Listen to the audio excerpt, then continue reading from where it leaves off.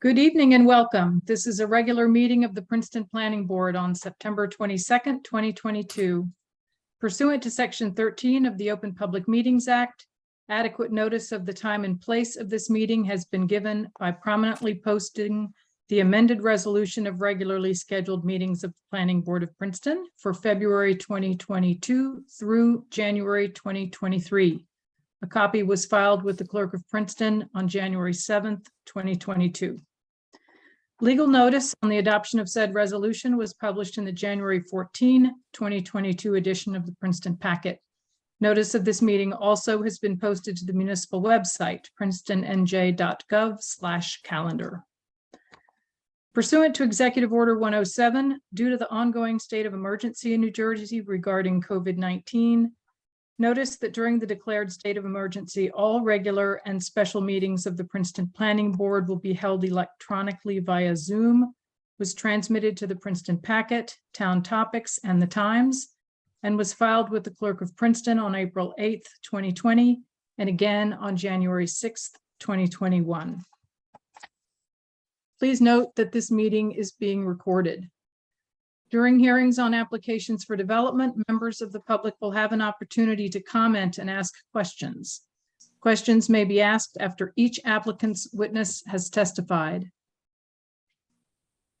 Public comment is heard by the board after an applicant's representatives have finished their presentations and have been questioned by planning board members and staff.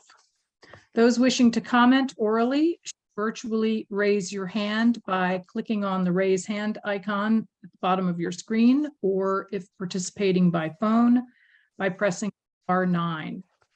Oral comments will be taken in the order in which hands were raised. We ask with respect that members of the public express your views in 3 minutes or less. We have a countdown clock to help speakers keep track of time. Please note that speakers who exceed 3 minutes will be interrupted. Inappropriate public comment containing obscenity, hate speech, or relating to matters not before the board will be muted. Carrie, will you call the roll, please? Ms. Capizzoli? Here. Mr. Chow? Here. Mr. Cohen?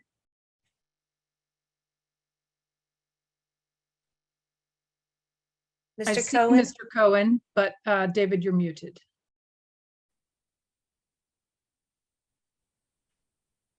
Maybe we're all frozen or something. No, No, he's moving. but Yeah, Maybe we are frozen, yes. it's possible. So why don't you go I'll on come and back. come back Mr. to Mr. Cohen. Mr. McGowan? Here. Mr. O'Donnell? Here. Mr. Quinn? here.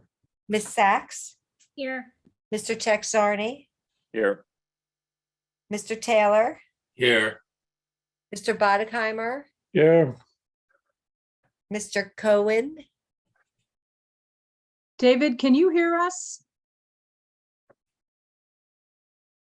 Hi, David? David. Can you hear us? David Cohen? Sorry, I had you muted, just got to turn back on. Okay. Okay. So you are here, and Mrs. Wilson. Here, We have a quorum. great. Announcements. Are there announcements from board members or staff? And if none are there, we'll go on to subcommittee reports and updates. Mr. Quinn? Mr. Lesko has his hand raised. Oh, sorry, Madam it didn't, Chair. didn't see that, Justin. Sorry, Mr. Lesko, go ahead. Yeah, good evening, planning board members and members of the public. I'm going to give my usual master plan update. I think this time I might share some visuals if you're okay with that. Right now, as of a couple days ago, we have our master plan visioning survey out. So you remember the last survey with these yellow signs behind me? That was for an economic analysis in our master plan. This is going to feed into all of the other elements, whether it's land use, open space and recreation, utilities, so on and so forth. This survey can be accessed by going to engage.princetonmasterplan.org. And I'm hoping you can see my screen right now if I could get a head nod or something. Okay, I got a head nod.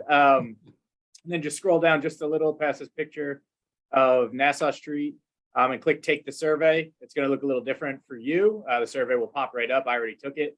So that's why I'm getting this message. And for your knowledge, I've been out. I was at the YWCA event over the weekend, the St. Paul's Parish Fest over the weekend. I'll continue going to boards and commissions and committees and any other events or places that'll have me to spread the word about this survey and other things coming up. So if, planning board members, you can think of any event, maybe an organization you're a part of and, would like to introduce me. I think that worked out well. And our next event after this, while this survey is going on, is our monthly steering committee meeting next Wednesday, the 28th at 2 p.m. That'll be on Zoom, and members of the public are welcome to attend. And then this survey is going to inform an open house that we're going to have at the library on, I believe it's November 30th. We're still working out the kinks on that one, but the end of November, we'll have that open house based on the results of this survey. And then we'll keep moving forward with the master plan to its ultimate approval next summer.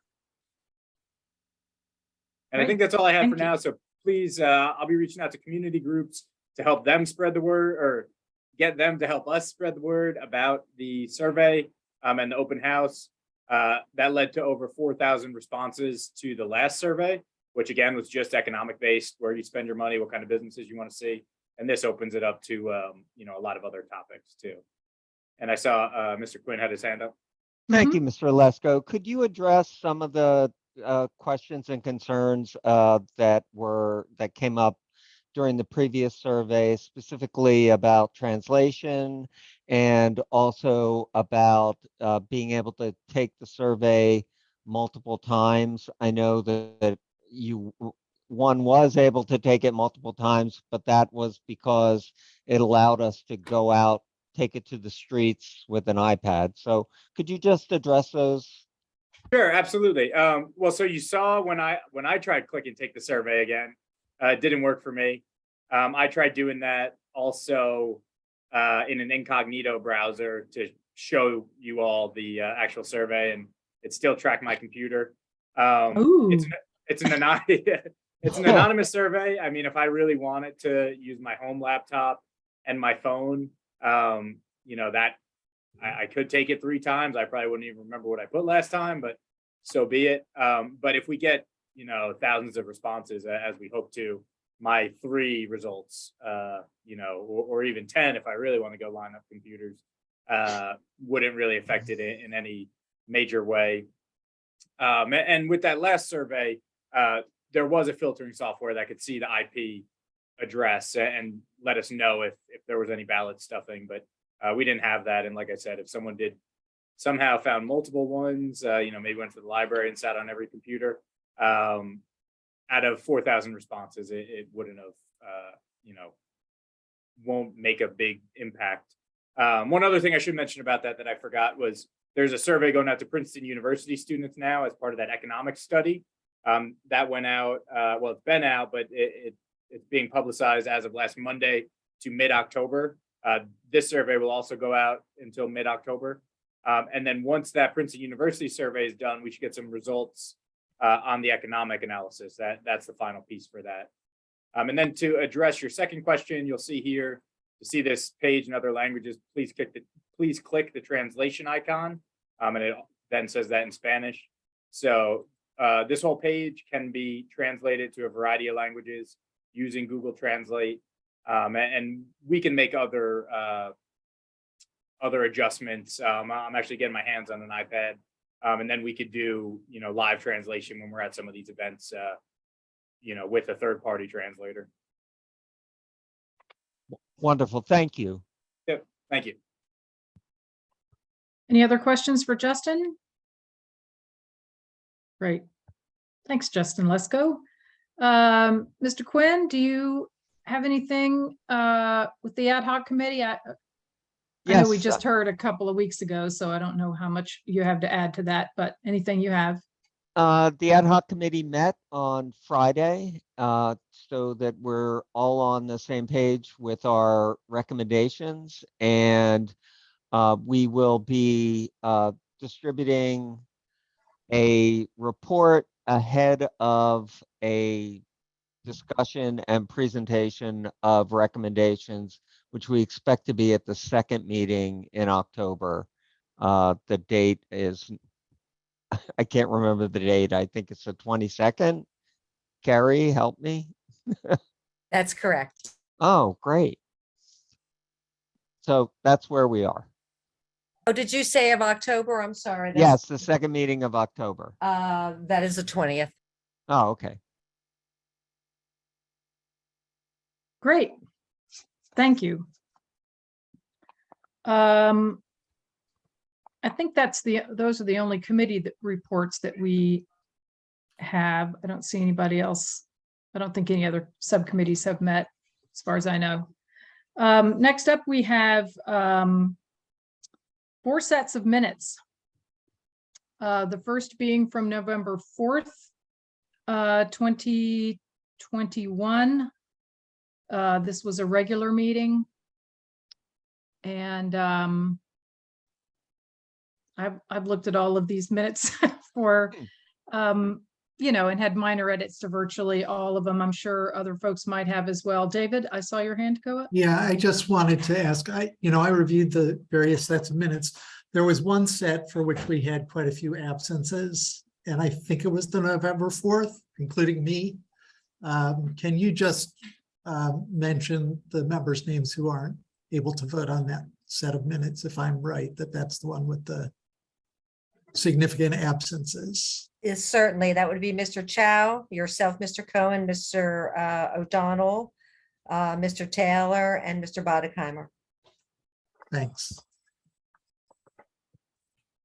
Thank you for that.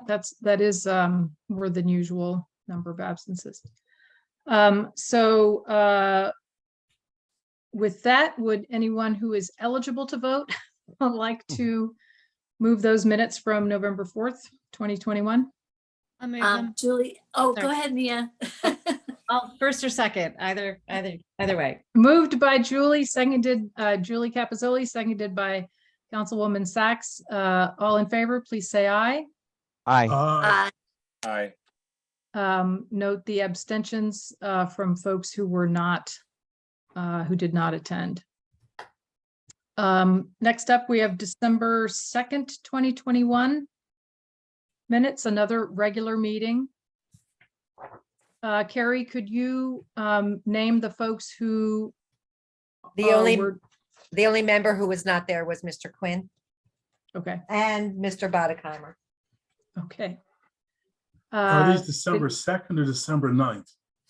December December 2nd. 2nd. We also have minutes next from December 9th, Oh, okay. but these are from the 2nd. Would you like to move them, Mr. McGowan? Sure. I will move them. Okay, moved by Alvin McGowan, seconded by, I'll second them. Mr. O'Donnell. thanks, Mr. O'Donnell, seconded by Mr. O'Donnell. All in favor, please say aye. Aye. Aye. Any opposed?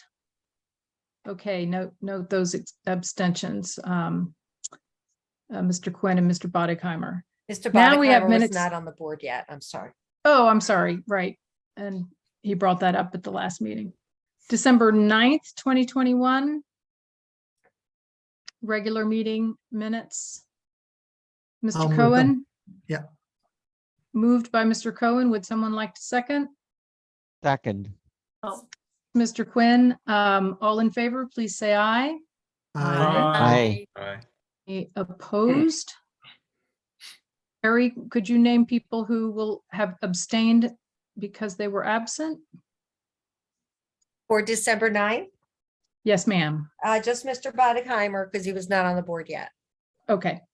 And then January 20th, 2022, also a Chair Wilson? regular meeting. Yes, Mr. O'Donnell. I do have one correction to the January 20th minutes. In the announcements, it says that Mr. O'Donnell made a presentation on the master plan. That should be Mr. Laplace, I believe. That's On January probably 20th. correct. Yes. That got right past me. January 20th, Carrie, it's the last paragraph on the first Oh, page. Mr. O'Donnell provided an update. Yes, it should be Mr. Oh. Laplace. Okay. Thank you. We Sure. don't accept your credentials, Mr. O'Donnell. Well, yeah, neither do I. Thank Great. you. Yes, thanks for that. So would someone like to move the January 20th minutes with that correction? Moved by So Mr. moved. Quinn, seconded Second. by Second. Mr. Chow. Thank you. All in favor, please say aye. Aye. Any opposed? Note abstentions. Carrie, anybody other than No, everybody was present. everybody was present? Okay, great. Yes.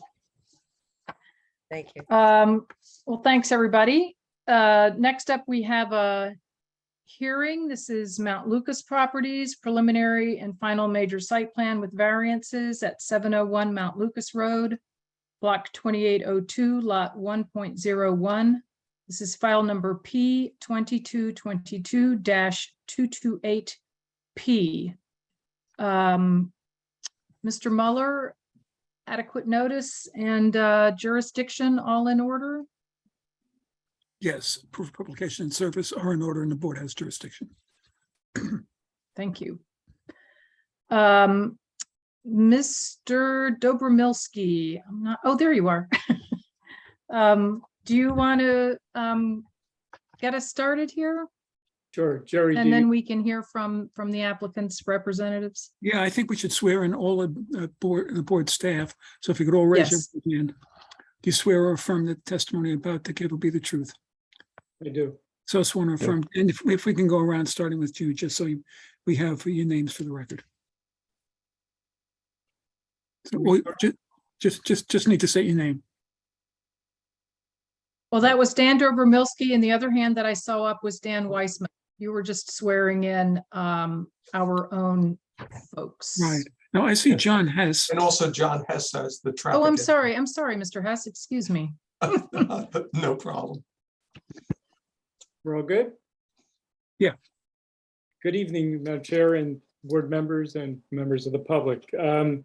So I submitted a report on September 14th, 2022, kind of providing an overview and planning analysis for the project to introduce it. So Mount Lucas Properties Incorporated is an application for major site plan approval to redevelop an existing multi-story professional office facility and construct a new 52,000 square foot office building. If it would it be helpful, I can share my screen now and show the site plans that were submitted. So it wouldn't be a new exhibit, it would be the application which was submitted. Would that be helpful? Sure, thank you.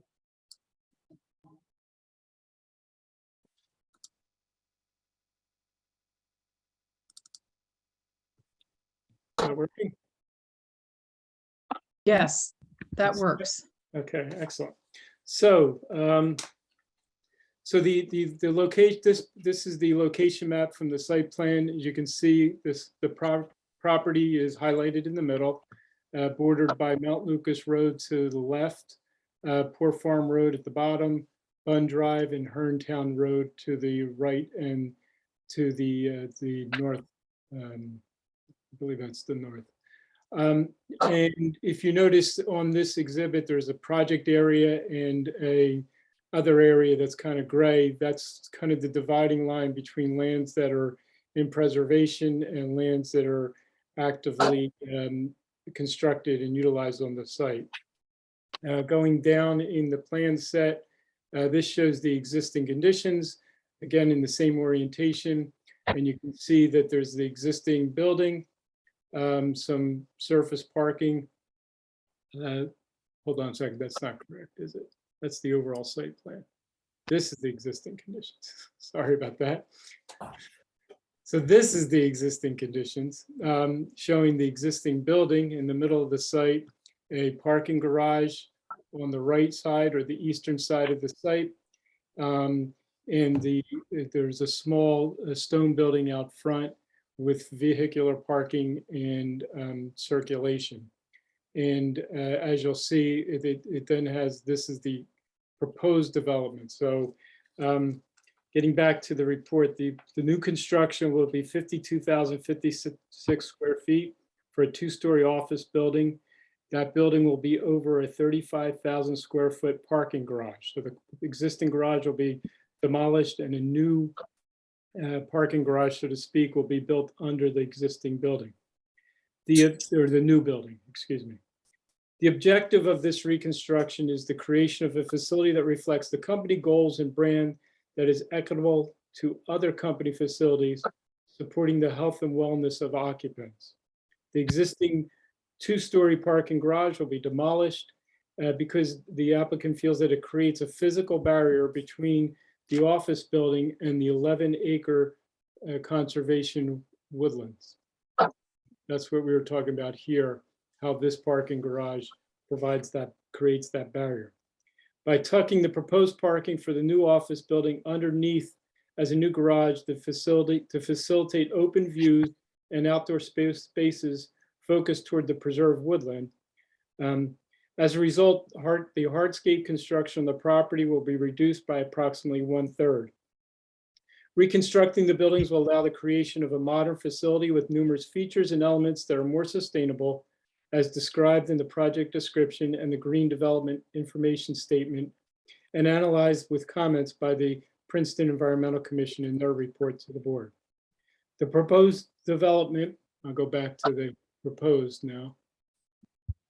The proposed development will be compliant with the majority of the OR1 zone bulk standards, with the exception of a few requested setback variances. First, a masonry enclosure wall for the service area generator, which is located up in this area, if you can see my cursor.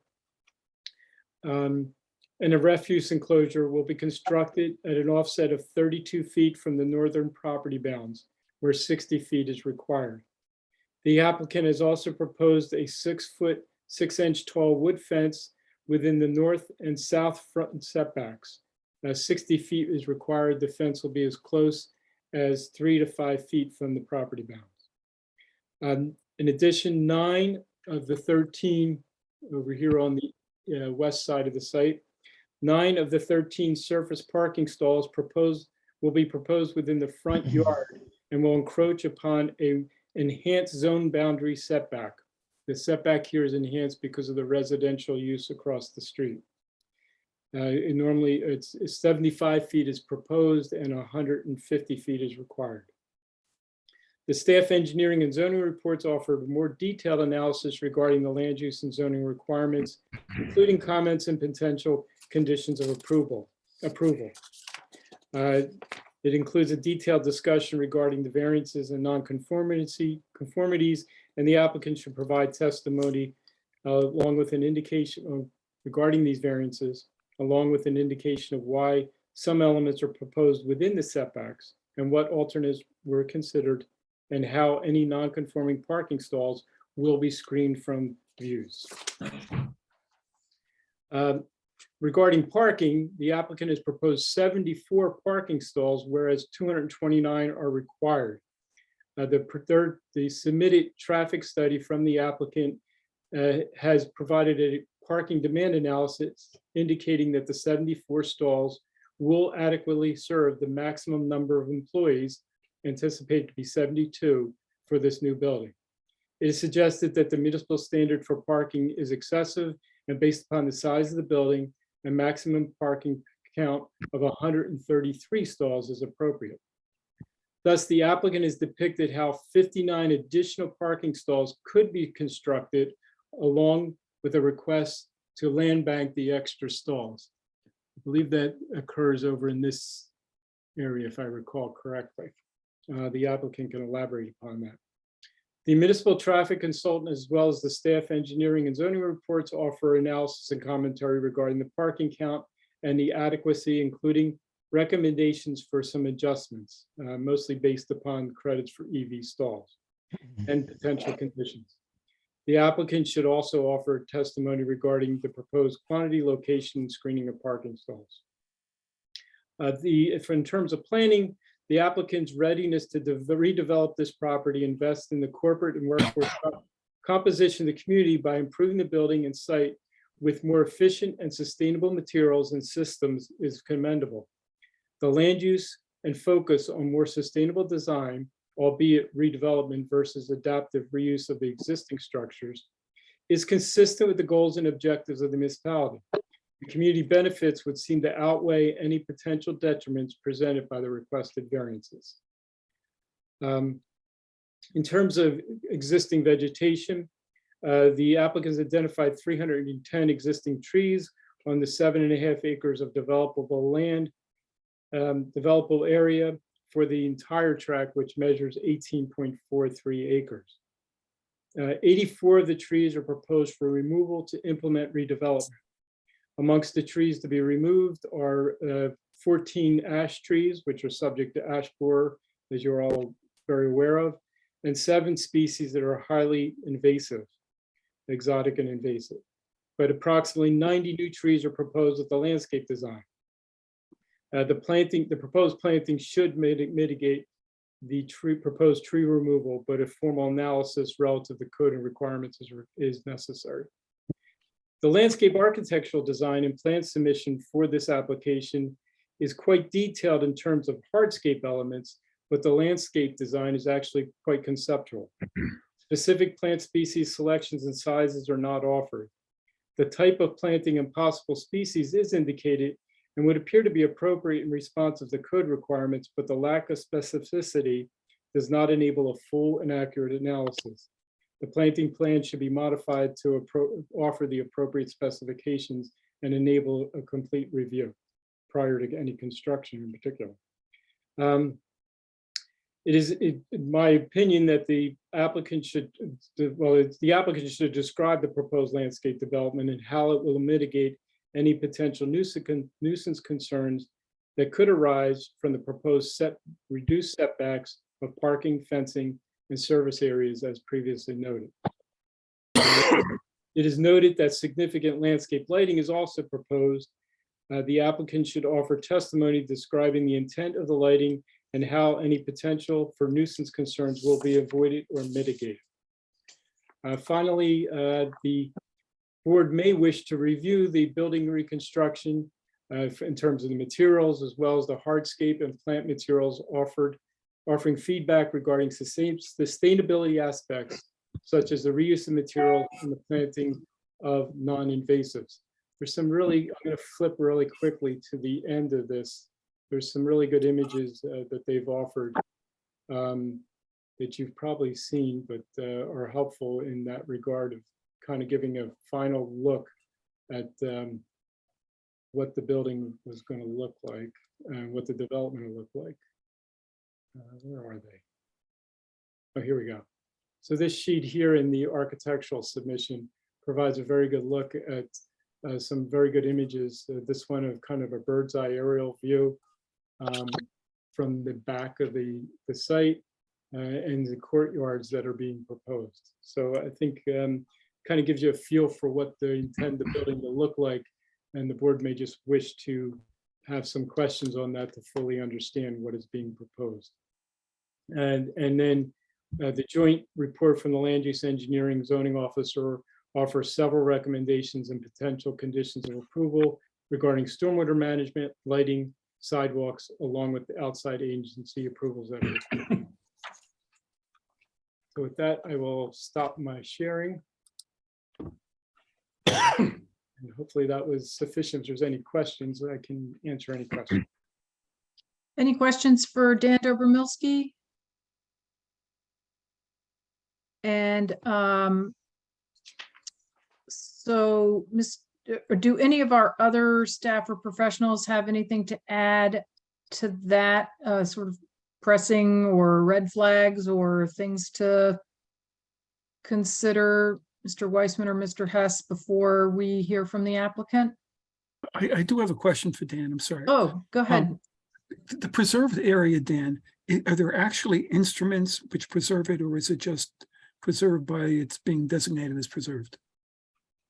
My recollection reviewing it is that I think the area is in conservation in some form. Mr. Bridger is nodding. Is that accurate? Yes, sir.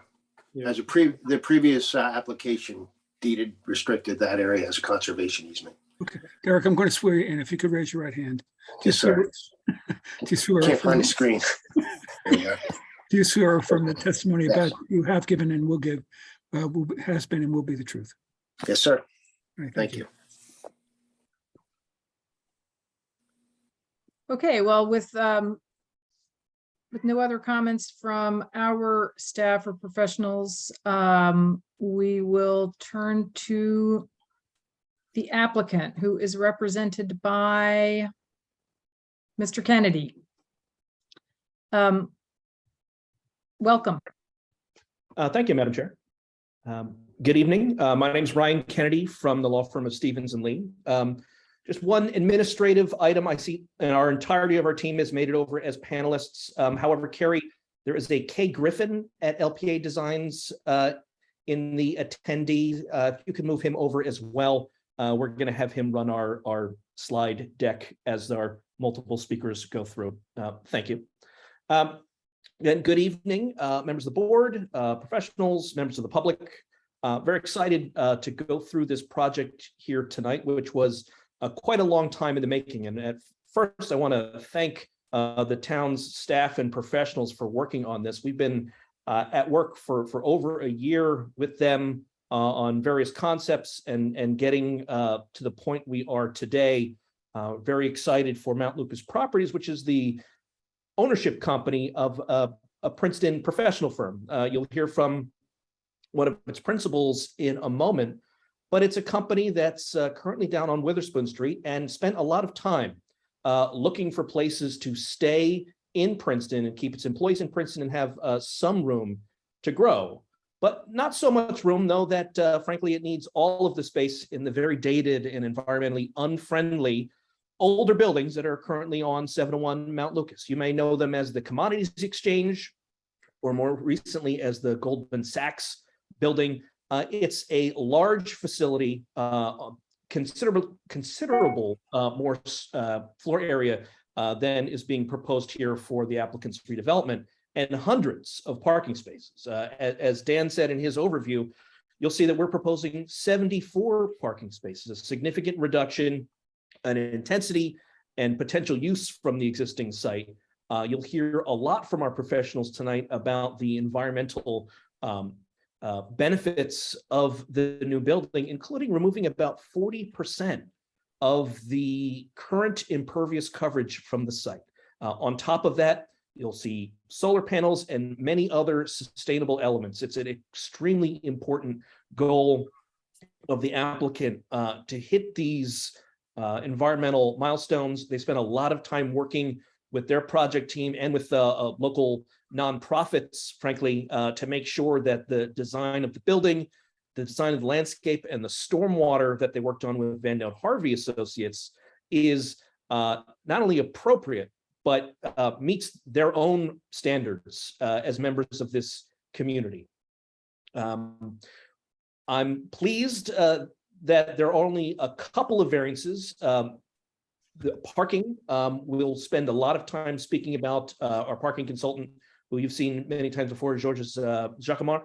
We'll go through that, both the analysis of why this entity needs fewer spaces and frankly why any future user shouldn't need that many. But we'll have a variance for parking. And then three, I'll say smaller variances. One for the location of the front yard parking, while it meets the 60-foot zone setback required in the zone, because one side of this property is adjacent to a residential zone, there's a 150-foot requirement. We're proposing 75 for the 13 visitor spaces. This is actually pulling them back essentially from the current location where the existing front parking area is on the current site. The other two variances, one is for a deer fence. We'll show you that is almost invisible, and the location chosen allows us to keep and protect some existing mature trees that screen the site, protect them from deer grazing in a way that we believe does not have any negative impact on any of the surrounding properties. And finally, there is a setback variance for some of our equipment in enclosure. You'll also see not only is this currently on site, but it is screened adequately. It is actually pulled back from the current location, and in some cases, actually, for sustainability purposes, the applicant is actually reusing some of the equipment on the site. So it's the same things that are there now, but actually pulled further back and better screened than they are now. We will have, Mr. Mueller, Jerry, if we could, I guess we have one exhibit that will mark as A1 that I think Kyle has put on the screen there, if that's all right. Yep, that's fine.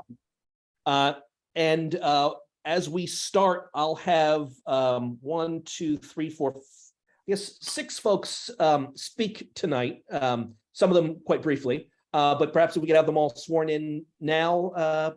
Yep. All right. Apologies. So while we're swearing them in, if you could, oh, I see that there's an image with everybody's name, which is helpful. But I was going to say, stop sharing so that Mr. Mueller can better see. It's great. Everybody who is going to or may testify, if you could raise your right hand. Do you swear or affirm that the testimony you're about to give will be the truth? I do. Yes. So sworn, if you could go around in some fashion and just state your full names. I'm Alex Hansen. Keith Hempel. I'm sorry, say again? Keith Hempel. Keith. Okay. George Jacquemart. Yep. Mr. Tavis O'Shea just spoke, Stockmiller. but he's- oh, I'm sorry. Okay. Tom O'Shea. Brian Perry.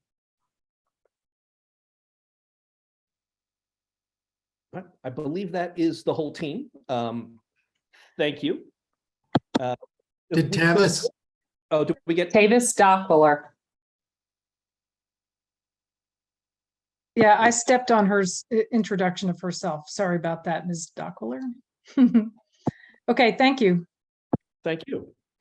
So first up, I'd like to introduce or have him introduce himself. Alex Hansen from he's a vice president from Mount Lucas Properties. Alex. And Ryan, let me just interrupt for a second. So this is obviously A1 is a PowerPoint presentation, and there's numerous slides. How many slides are there? I believe there are, with apologies, my version is not numbered. I believe. Kyle, could you help me out on the exact number? 69, Ryan. Thank you. 69. When people, when your witnesses testify in reference to A1, if they could indicate what page they're on, obviously it's not numbered, but some indication of what they're referring to. I think the pages are numbered, Mr. Mueller, in the upper left corner, but people should still note what page they're on. Yeah, So good. They are on the screen. My printout just happened not to be, so I couldn't sneak to the end to give you the final number. So if we could move to slide 3, and Alex, if you want to introduce yourself. Great. So as Ryan said, I'm Alex Hansen. I'm a vice president at TGS Management, and I manage the Princeton office and all of its functions.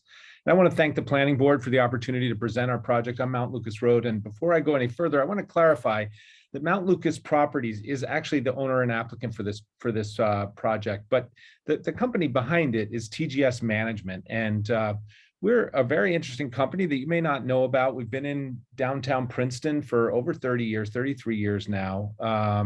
Very cool company. We're a bi-coastal company with offices in Irvine, California, and in Princeton. Actually, I'm in Irvine today, and the formulas behind me are not mine. I won't take credit for them.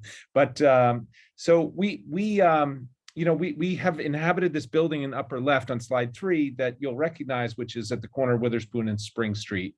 And it's a mixed use building with residential and office space, and there just isn't really enough space in it for us. So TGS is a very sophisticated company. We use a highly educated professional workforce to do a really complex investment strategy where we use large quantities of data to basically make stock price predictions, relative stock price predictions, and we trade securities all over the world in 29 different countries from our hubs in Princeton and Irvine, California. And our growth has been pretty substantial in the last few years. Even though we're a 30-year-old company, we've actually grown quite a bit in the last 3 or 4 years, and we just no longer fit in the 33 Witherspoon space. We have the whole 3rd floor. We've taken a chunk of the 2nd floor. There really isn't any more space in that building, and we started conducting a search back in 2020 for more suitable office buildings, and we looked really all over the region, including out on the Route 1 corridor. But we really have a strong home in Princeton, New Jersey. It's been the foundation of our company for a long time, and we just felt like when we found that the Goldman Sachs Commodities Corp building on Mount Lucas Road was for sale, that would be a great future home for our business. So we bought it around late 2020 or 21, early 21, and we're excited about this project. And we think the reason is to continue to grow and thrive as a firm, TGS really needs to attract first-rate talent. We have an incredibly brilliant group of people in our company, a lot of PhDs and engineers of the first order. We've hired a lot from the world's greatest technology companies and great universities. And we want to bring them together in a first-class workspace. That's just hard to do in downtown Princeton because of the parking and the floor plates and such. So we felt that if we look at the Mount Lucas site, we can replace some of the really oversized and outdated buildings with a more modern structure that's more attuned to work in the current way we work, and in a way that's more environmentally friendly and sustainable than the building that exists there. That we'll go into at some length. And this commitment to sustainability and environmental friendliness is not limited just to the building, but also because especially for me, and I've been with the company for almost the whole length of its life, we've been really involved. I personally and my wife have been really involved in sustainable and ecological issues, particularly in the Princeton area. I sat on the board of the DNR Greenway Land Trust. My wife sat on the board and was the board chair of the Watershed Institute, formerly the Stony Brook Millstone Watershed Association. This has been really important to us. And so as I come to look at how you might redevelop a building in downtown in Princeton, we see the importance of land stewardship as really foremost. And we've looked for inspiration to the Watershed Institute. We've had a number of conversations with them about how to substantially reduce impervious coverage through underground parking, managing the stormwater runoff, and creating the conditions for aquifer recharge up in that fairly fragile area. And we just want to take advantage of this beautiful setting with the conservation easement behind it and the woods. There's small stream corridors running through the back of the property. It's just a beautiful area, and we want to maintain and build on that aesthetic and the wildlife that it presents. So partnering a modern, sustainable building with an ecological friendly landscape is our goal. And we've been working with terrific professionals that you're going to hear from tonight to design a campus that we think really, is really coherent with that vision. And we hope that, Princeton, the municipality of Princeton will also find, that we've worked really hard to create an exciting opportunity that'll be a beautiful property for our home and something that Princeton, the municipality, will be proud of as a long-term resident for decades to come. So I'll stop there and turn it back over to Ryan, and thank you for your time. And we look forward to the discussion tonight. Oh, thank you, Mr. Hansen. And Ryan, I'm sorry to interrupt. I saw Nat Boddigheimer had his hand up. No, okay, never mind. I thought he might have a early on threshold question of some kind. So seeing that he doesn't, go ahead, Mr. Kennedy. All right, thank you, Alex. Thank you so much. Our next, we'll bring on our architect to start taking us through the project. So Keith Hempel, if you could unmute yourself. First, I'm going to ask you to give us a little bit of background about yourself, your license in New Jersey and background, so that I can offer you as an expert here this evening. Excellent. Thank you, Ryan. 1 second. So yes, Keith Hempel, architect. I am a design principal for the project. My license in the state of New Jersey is 22353. Is there any other information that would be needed, Ryan? Well, just a brief background, since I don't believe you've testified here in Princeton before about your, Okay. your educational background and some of your other experience would be Yes, helpful. so I've been working in the architecture field for 27 years, and I am a fellow in the American Institute of Architects. I was elevated to fellow in 2021. Have a long-standing relationship with the owner, and have worked with them for years, and I'm really excited to tell the story of this project. I have an experience in commercial architecture, and that's where I've spent a majority of my career. I'm also a LEED accredited professional for building design and construction, and have worked on numerous LEED certified projects over the years. Thank you, Mr. Hempel. We accept your qualifications. Thank you. Thank you so much. So Keith, first, if you could just give I know the board members are all Princeton residents and are probably familiar with the site, but if you just orient us and them to what we're talking about, where the location is in Princeton in the OR1 zone. Yeah, so this is an overview aerial map of the municipality. You can see right in the center, there's an orange box with a dashed black line around it. That's the existing office on Witherspoon that Alex spoke to. You can see directly above that, heading north, you can see the OR1 zone, and then you can see the in another dashed circle, the two parcels that make up the site at the Mount Lucas Road. Thanks. That's slide 4. If we go to slide 5.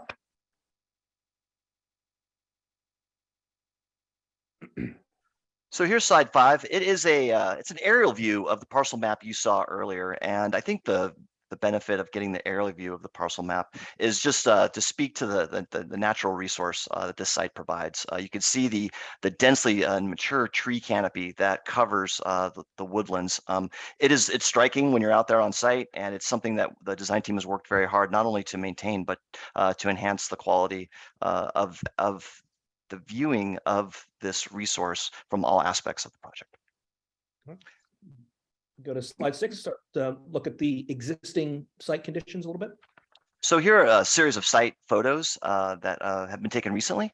You can see the existing structures in the top left image, the three-story office building, and then there's a ancillary 1- and 2-story structure that's attached to it. The next slide, middle top, is the parking deck in the back, concrete two-level deck, parking deck. The third image, top right, are those same buildings from an anterior view that shows that visual barrier that parking deck creates as we look from the buildings towards the conservancy. Not only these buildings, the buildings are kind of oddly connected with a series of corridors and walkways that are enclosed. There's numerous intermediate levels throughout the building, which make it very hard to kind of traverse from level to level. But on top of that, all these buildings are connected by a series of asphalt roadways. And the opportunity that presented itself was for the design team to think differently about this site and how could we provide a restorative landscape design solution that really enhances that natural beauty we've discussed. We go to slide 7. These are technical plans. We've already seen these really quickly, but just for a sense of scale, we wanted to point out some key square footages. The existing 3-story building that you can see is just over 70,000 square feet. The 1- and 2-story ancillary existing building is just under 9,000 square feet, and the existing parking deck is just under 20,000 square feet. Total FAR square footage is 99,500 square feet. This is an FAR that is about 12.6%, which exceeds the maximum for the site, which is 8%. In comparison to our next slide, slide 8, our proposed site plan, which you've already seen, just wanted to kind of lay out the FAR for this for the proposed site. Because we were able to vertically stack the building with a 2-story office building of 50,600 square feet above a level of subterranean parking at 36,000 square feet. We've been able to, and that 36,000 square feet subterranean is considered basement, doesn't count against the FAR. We're tracking at 50,000 599 square feet for an FAR of 6.43%, which is below the 8% maximum. There was noted earlier that the square footage of the building was just over 52,000 square feet. During this process, as we've developed the drawings and continue to refine the design, we've been able to tighten that number up and actually reduce the FAR square footage of the building. So just as an update to everyone. Next slide, slide 9. Is just a buffer slide. What we'd like to talk about next are the sustainable features. On slide 10, we have used the American Institute of Architects framework for design excellence as a roadmap on how to make this project as sustainable as possible. The framework for design excellence is made up of 10 measures that, when coupled together, create an overview of a project that really helps us maintain sustainability in every aspect of the project. We do have strategies represented in all 10 measures in the proposed design solution. We're not going to go through all 10 of those tonight. We're going to focus on the 5 we feel are most relevant to the municipality's interest: design for energy, design for water, design for ecology, design for resources, and design for health and wellness. Next slide, slide 11. So just to speak to energy really quickly, the building employs a number of sustainable features to reduce energy consumption. Passive shading, natural daylighting, and natural ventilation are also included with high performance building systems and lighting systems. And then on the roof, we've worked very hard to keep the roof plane clean so that we can maximize its use for a large photovoltaic array. Encompassing all of these strategies together, we would expect, predictive modeling is showing that this building will be 80% more efficient than a standard office building built in this climate zone. So it's a great achievement. 80% is a threshold that meets the AIA's 2030 commitment for energy use reduction and goals towards meeting carbon neutrality by the year 2030. Slide 12, I'm sorry, Kyle. So next, we'd like to talk about water, design for water, and we're going to start with the discussion on stormwater. These next two graphics I think are very telling. What we've done is taken the proposed site plan and compared it to the existing site plan. On top, you have the existing site plan and all of its impervious surfaces: asphalt roadways, concrete walkways, the building roofs themselves. And below that, we have the proposed impervious surfaces. So roadway leading up to the entry and parking, the outdoor spaces for outdoor gathering and social use by building occupants, and the building roof itself. So you can see that we're able to reduce that by, like Ryan said, 40%. So number of strategies went into that. We're also using pervious pavers at the visitor parking lot to further reduce the amount of impervious surface. So with the parking being located by the building, that was a key strategy in helping us achieve this. Slide 13. So this is an overview of the stormwater management approach. So we use a number of strategies in this plan: bioretention basins, a vegetated roof at the exterior deck that overlooks the conservancy, the reduced footprint, of course, and the increase of pervious area, and then grass flow through swales. Stormwater is directed around the building and to the back of the site to a large retention basin, which you see called out on the diagram. Water flows largely go through a series of stormwater features following that dashed black line and lead to the retention basin. As Alex said, having the access to the Watershed Institute's been a great collaboration with our team and has helped us really refine our approach. Slide 14. So in addition to the stormwater management, we're also reducing potable water use throughout the site. We do have a high efficiency irrigation system, which will be used to help establish the native plant species that will make up the landscape plan. That will only be for the establishment period. That's only when the irrigation system will be used. Throughout the building, we have low flow plumbing fixtures to further reduce potable water consumption. With the design strategies and the systems discussed here, we would expect this building to meet LEED standards for water use reduction. Slide 15.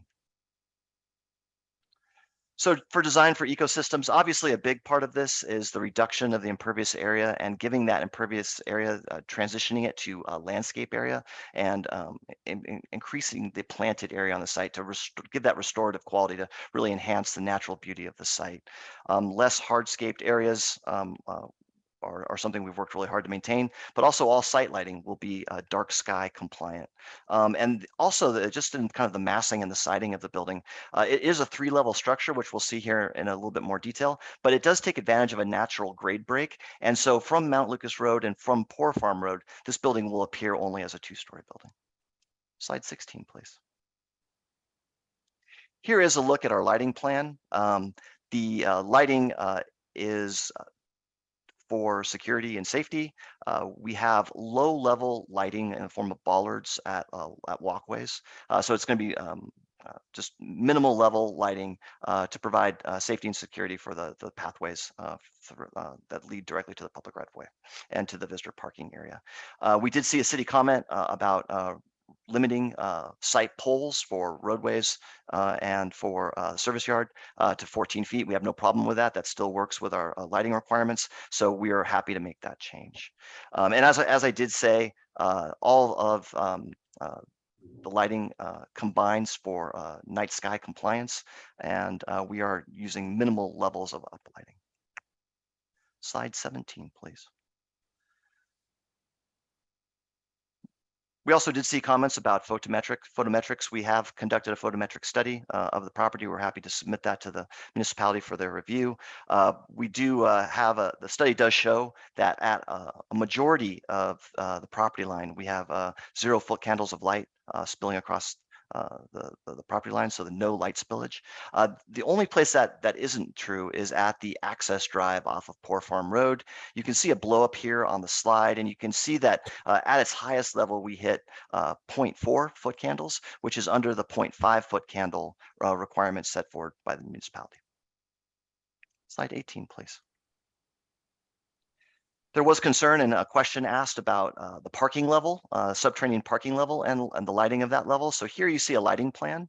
I think it's important to note that this lower level of parking is fully enclosed. The only place that any light would possibly be visible is at the entry. But these lights are all occupancy sensors. So they're only on when someone's in the garage to use the garage at night. Parking levels will be dimmed after dusk.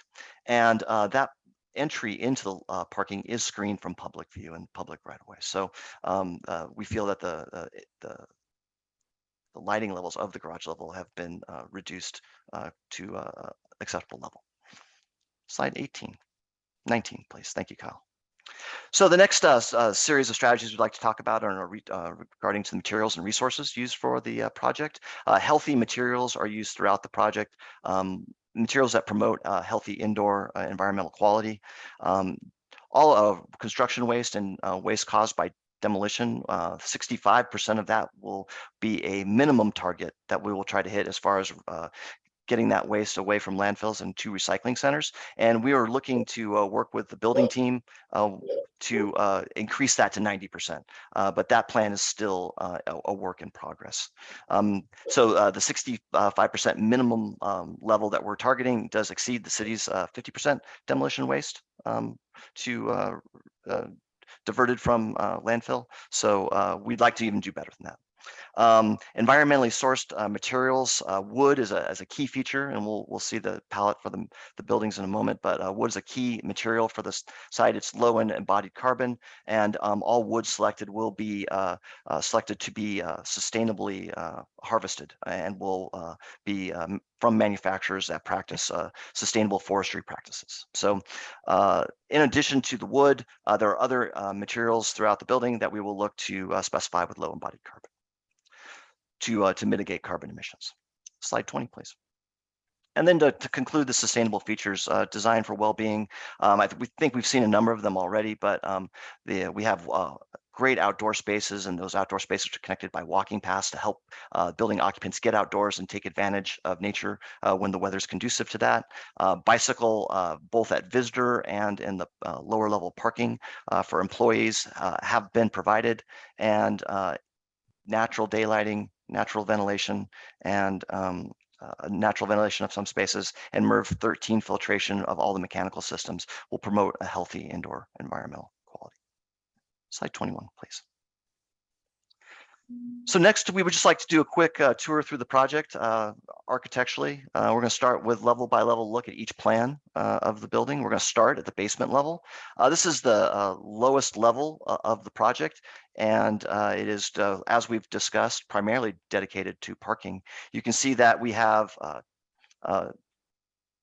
EV charging stations at this level, 22 to be exact. We also have dedicated carpool spaces, dedicated ADA spaces, and then standard spaces that create the total parking underneath the building. This level is also supplemented with storage space, mechanical space, and electrical room space to support the building functions. Slide 23, please. Moving up a level, this is the main level of the project. This is where visitors would access the building. At the main entry, you can see the yellow arrow calling out the front door of the project. This takes you into a linear reception space that connects the front door out to an exterior deck. It's a large deck for social gathering and activities for building users, and has great views overlooking the main outdoor space below and the conservancy beyond. This floor is bookended by two amenities for building users. There's a dining facility and kitchen at the top of the floor plan page, at the top of the page. And then kind of lower page right, there's a large fitness facility with lockers and showers for use for building users throughout the day. Between these two amenities is an office bar that's been bent, so the building takes on kind of a boomerang shape. And this is to direct views directly to that outdoor space and directly to the woodland conservation area. This office bar is made up of private offices, collaboration spaces, phone rooms, huddle rooms, and basically the spaces needed to support work activities throughout the day. Level 24. That means page 24, level 2. Stepping up a level, this area completes the program of the project. More conference rooms, more private offices, more collaboration spaces, and then above the fitness center, we have a IT component that supports the technology of the building. You'll notice throughout this office, the two-story office bar shaded in blue, a number of white squares with X's through them. These are openings in the floor to allow a visual connection between the levels, to promote natural daylight, and to enhance the views out to both to the Poor Farm Road and Mount Lucas side of the building, as well as the Natural Conservancy. Slide 25, please. Moving up a level, this goes up to the roof. As we said, and we looked at the lower level parking level, there's all the mechanical and electrical support spaces are down below. This allows us to have a clean roof that allows us to maximize this for power generation through the use of a photovoltaic array, which is approximately 12,000 square feet of the roof area. And there's a quick little diagrammatic section that shows you how the PV panels will lay flat and will be below the parapet and will not be visible from the public rights of way. Slide 26, please. But on 25, your intent is to install those panels at this point. Correct, yes. Thank you. Yeah, thank you. Slide 26. So here's the section through the building that we talked about in a little bit more detail. We're providing some datums of the existing building as well as the maximum building height, just to show you the overall massing sits 2.5 feet below. So although it's a 3-level building like the previous campus, it will feel slightly smaller, slightly shorter than the existing building by about 30 inches. And it would be 7.5 feet below the maximum building height, so well below that. From this section, you see the basement with the 2 floors of office. On page left would be the main entry elevation. You can pass through the building out to a green roof above the portion of the garage, and then that extends out to an exterior deck on grade that provides those views to the conservancy. Slide 27, please. So here in this next view, this is looking ahead 10 years after the completion of construction. We've layered all the different landscape features onto the Mount Lucas Road elevation. The building is very much meant to recede back into the landscape and really let the landscape be the star of the campus. Here you see existing trees, new trees, stormwater feature, ground cover, which we'll be looking at in greater detail in a moment. But all these layers of landscape create a series of green levels of screening, not only to the building, but to the visitor parking level, the visitor parking area as well. So this is the Mount Lucas Road elevation. We're going to go to slide 28, which is the Poor Farm elevation. Here again, the building's much closer to Poor Farm Road than it is Mount Lucas Road, but with an existing split rail fence, existing trees, stormwater management features, ground cover plantings, and new trees, there is this kind of wonderful natural screening that occurs that does allow that building to recede back into the landscape, even on the Poor Farm roadside. Slide 29, please. So here's a view from the entry, kind of getting up to the front door. As we did talk about, that there is the view from Mount Lucas Road and Poor Farm Road is of a two-story building, but even at the entry, as you're approaching it from the visitor parking lot, we've lowered the volume of the executive conference room, which you see on the left, and the front door, which is dead center at the end of this walkway. And those one-story elements help break down the scale even to another level of the two-story office bar behind, to create a welcoming, inviting pedestrian scale as you approach. Slide 30, please. Next, we're going to look at some elevations of the building. As we talked about, the Part-T diagram for the floor plan are these two amenities at each end. Those amenities architecturally are cast in place concrete. So you can see on elevation 1 from Mount Lucas Road, that executive conference room is framed with a concrete surround. You then move towards the two-story office bar with the one-story lobby. You can see that two-story office bar has been opened up with glass to promote daylight and to promote views out to the exterior. And then moving around the corner, the elevation gets a little abstract because of the bent shape of the building. But if we go to elevation 2, you can see the continuation of that wood-clad two-story office bar. And then this elevation on Poor Farm Road terminates in the second concrete, cast in place concrete volume, which is the fitness center. So the two concrete volumes anchor the building to the site, and the wood is really, the vertical nature of the wood is really meant to pay homage to the vertical nature of the forest. Slide 31 will take us to the outdoor amenity and the outdoor deck.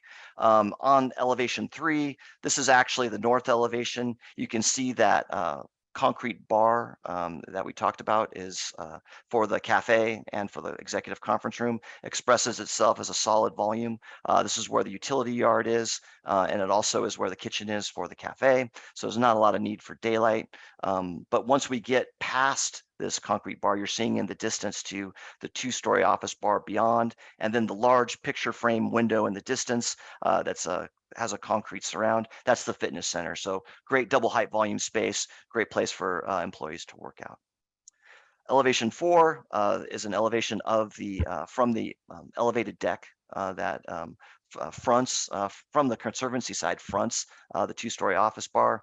That again, you can see the wood siding there, the large windows to provide the great views of the, which is, you know, the Conservancy, when you're out there, it's a wall of green.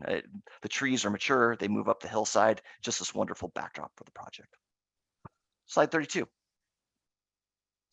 So here's a look at the overall palette for the entire project with interior finishes. You can see that the palette for the project relies on warm natural materials to really play up the natural setting. In the lower right corner, you can see a red dashed box. Those are the actual material, exterior materials for the property. You can see we have 2 tones of wood. The outer edges of the two-story office bar are a dark wood siding. The interior recesses of that two-story office bar are a light colored wood. Kind of help bounce daylight deeper into the building and to give a little bit, to break down the scale of that two-story office bar. We have a very neutral glazing. It's a high performance, low E-coated glazing with low reflectivity and high visible light transmittance.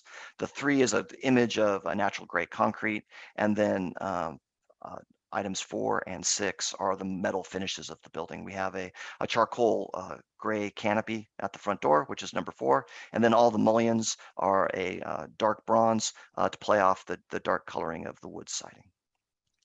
Slide 33. So what we'd like to do quickly is just kind of give you some views of the interior of the building to give you a sense of the direction. I think here, this is the front door. You've come through a secured entry. You have access to the exterior conference room and checking in at reception. The next view on slide 34 is walking through that lobby out to the elevated deck, and you can see the views of the landscape beyond. It's meant to be this picture frame to the Conservancy. Slide 35 is a view of that cafe. The cafe has outdoor seating directly off it. Again, the ability to kind of on a great spring day or an autumn day, kind of walk out, be outside, and enjoy time with your colleagues, as well as the natural beauty of the site. And then the last image we have for you is the fitness center. We saw this in the elevation, kind of a double height volume space with a picture window. So during your workout, you have great views to the outdoors. So with that, slide 37 is a buffer slide where I will hand it off to Tom O'Shea. Madam Chair, we're happy to take questions at the end as well, but before we pause a moment before we go to our civil engineers to see if if you or your professional have any questions for our architect. Thank you for that. And thank you, Mr. Hempel. That was a lot of ground that you covered, and it's really interesting stuff. Do members of the board have any questions for architecture related questions for Mr. Hempel? Mr. Cohen? Yeah, this is really quite minor, but I noticed that the location for the indoor bike storage was at the very end of the bar at the far end from the parking garage entry. And I'm just curious what the intended sequence is. Are bicyclists expected to actually come through the front door and use the elevator to get to the bike storage? Or are they supposed to ride through the parking garage to get there? And Alex, I think feel free to chime in, but I think we might get some people who do both because we'll have people coming from different directions. Yeah, I think you do both. I rode my bike to my office for 20 years, and I don't think it matters which way you go. Well, I think most bicyclists would prefer to take the elevator and not go through the parking garage, but as long as that's acceptable, that answers the question. Great, thank you. Thanks, Mr. Cohen. Mr. O'Donnell? Thank you. That was a very interesting presentation. Thank you very much, Mr. Hempel. Looking at the current facility, the most architecturally interesting, or maybe the only architecturally interesting structure currently on it is that stone building. Was there any thought to trying to reuse that or adapt it in some way into the new construction? It's inside that structure. It's very challenging. It is something that we considered, but it is broken up into a number of just weird levels that are only steps apart. It's very hard to traverse and work through. And there just wasn't a program element that was part of our project that really was conducive to being in that space. And the work needed to do and to make that a usable space was just seen as not a good fit for any of our program elements. So I guess that's the best way to say it. And I know, Ryan, if you had any other comments, it's something that we've talked a lot about as a team. Sure, we did work on that quite a bit. And Keith, perhaps you can also note what's something that surprised us considerably is the look of that building. That stone veneer actually is relatively modern. So once we kind of dug through what the building was, it turns out that the parts that I think people are maybe used to seeing if they drive by don't have any connection to any kind of history or age of the building. They were added in the 50s or 60s with a stone veneer that wasn't really movable either. Okay, thank you. All that is correct. Thank you. Mr. Chow, and then Mr. Texarney, and then Mr. Cohen again. Yeah, can you speak to the HVAC? Is it electrified? No natural gas? Yeah, the building is not fully electrified at this time. But the mechanical system solution did allow us to actually reuse some existing equipment that was on site left by the previous owner. So there is reuse of that, which is great. And that equipment was largely left exposed adjacent to the parking deck and unscreened. We've been able to put that under the building, screen it from view, and still be able to reuse it. What is that equipment exactly? The boiler or? I can help with that. It's the generator and all the compressor and air handling equipment and water towers for the HVAC system. Okay. And to use it, we plan to continue the use. It's made by Daikin and relatively In good working order. Yep. It's about 5 years Okay. old. We plan Yeah. to continue to use it. Yes, perfect. Thank you, Alex. So just as follow-up, so you'll continue to use gas for what purposes? For heat or, Yeah, I'm I waiting mean, for I some- understood you to say yeah. you're not using primarily, you're not electrifying. Yes. That you're gonna, so I'm just curious about the extent to which you plan to rely on gas, natural gas, Yeah, so the natural gas is for water heating. water heating, okay. Yes. Mr. Texarney and then Mr. Cohen? Yeah, so just to follow up on that question.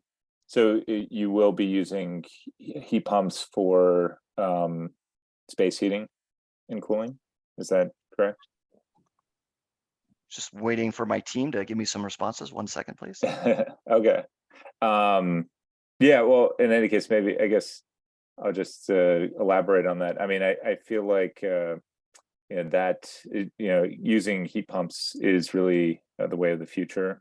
I think that there's an opportunity to use geothermal, heat pumps, since you have abundant amount of space. I'm assuming that the ground conditions would be acceptable for it, and that's by far the most efficient and environmentally sustainable heating and cooling system available, and it's the most, economical in terms of operations.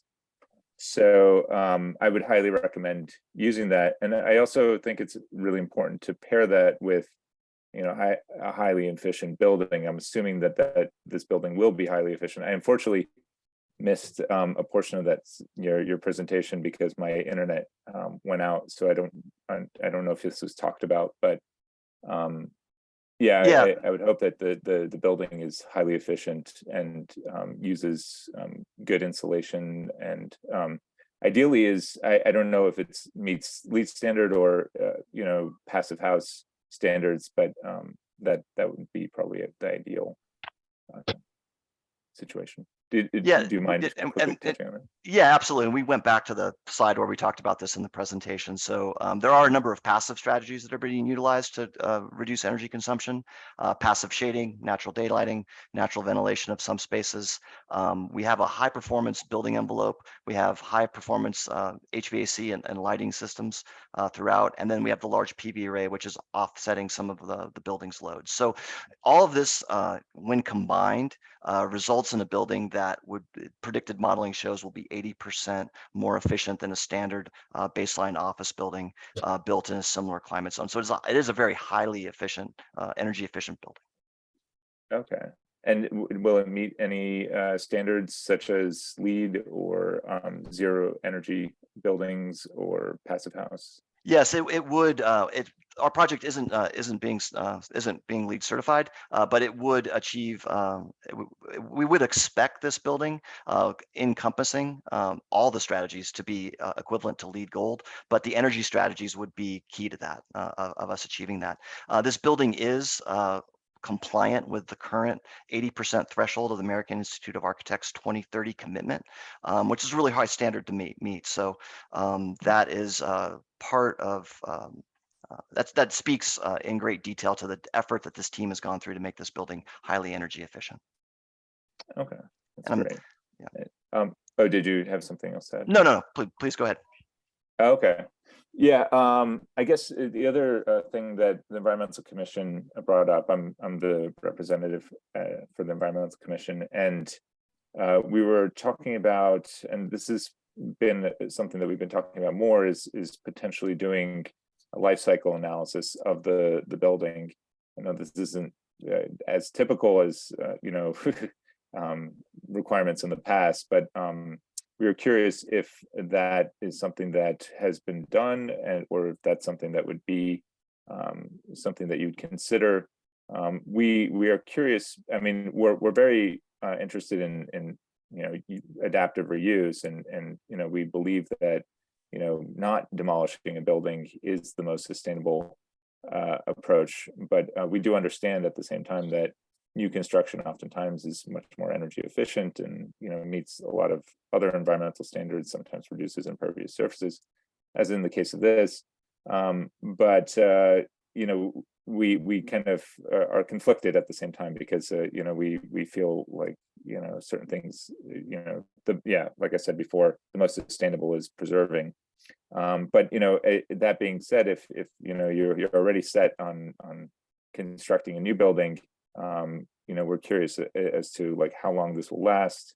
I'm not sure how long this previous building lasted, but I guess sometimes things change. But would you be able to speak to that in terms of the life cycle of the materials?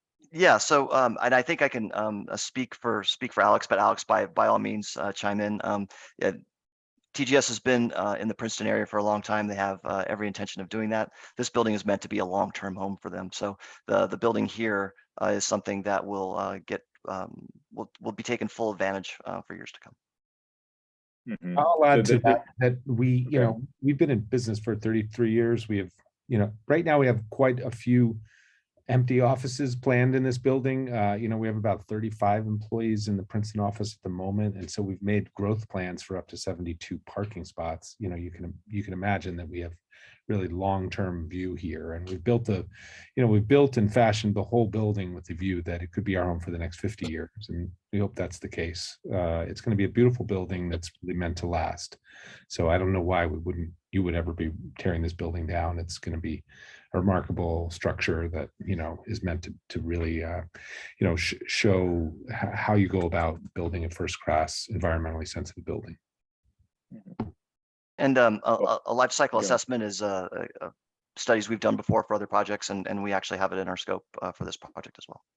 Oh, great. Yeah. So, I mean, it would be great if, that could be, something that is provided as, part of like the final documents. I mean, I think the Environmental Commission would be very interested in learning more about that approach to understanding the future of the building. Yeah, an integrated team has been documenting this project through Revit, and we use a software plugin called Tally to do life cycle assessments. Great. Okay. Thanks. I think that. Oh yeah. The fun thing is, and I mean, you might be able to push back to this, but one of the things that the Environmental Commission has been thinking about is potentially combining solar with green roof, and we were kind of curious to hear what your thoughts are on that.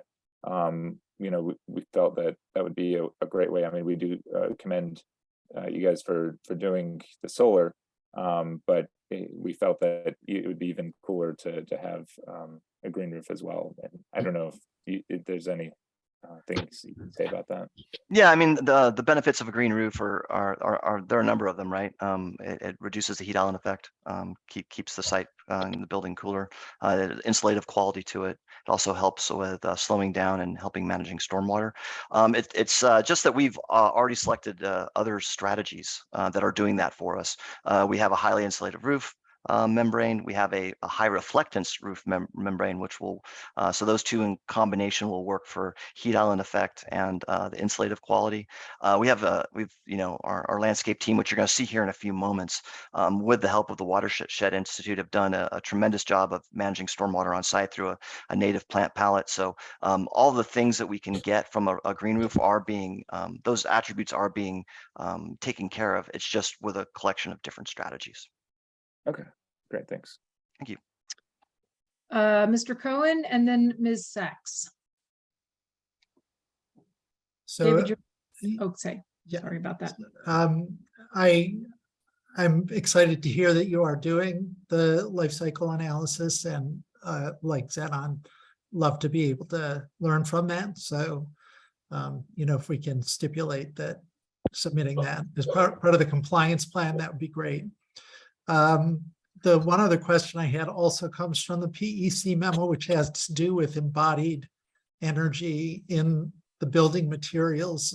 In particular, they were recommending a low carbon concrete. And I wonder, you did a great job of addressing a lot of the the staff and other comments, you didn't mention your response to that. So I wonder if you could address that. Yeah, absolutely. No, really appreciate that question. The concrete mix design is something that's still in development. So, you know, it's usually something that's developed in greater detail later stages of the project. Strategies to reduce embodied carbon in concrete are something we've had discussions about as a team. It's just that that final mix design hasn't been determined yet. But there are a number of strategies that could be utilized to, you know, mitigate the impact of carbon emissions on concrete.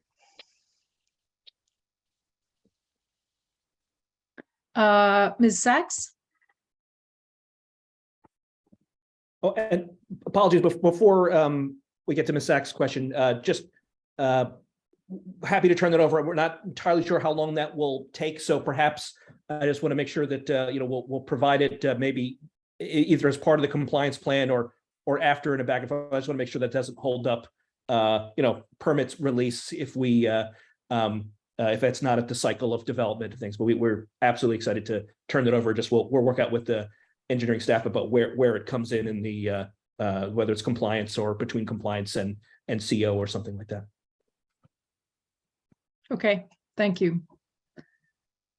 Councilwoman Sachs. Yeah, I just wanted to commend the applicant for their decision to remain in Princeton. And, you know, we have a wide variety of residents who care about all sorts of different things. And the one thing that they all share in common is a concern about their taxes. And one of the reasons why we have such an increasingly elevated burden in Princeton is because there was a massive flight of our commercial sector, particularly, you know, in the office industry, people, you know, businesses who moved out to Route 1, who moved to the various office complexes around Princeton. And so there was the whole office sector was pretty much gutted. You know, many of you know about the Thanet site where eventually the owner just turned the keys back to the bank.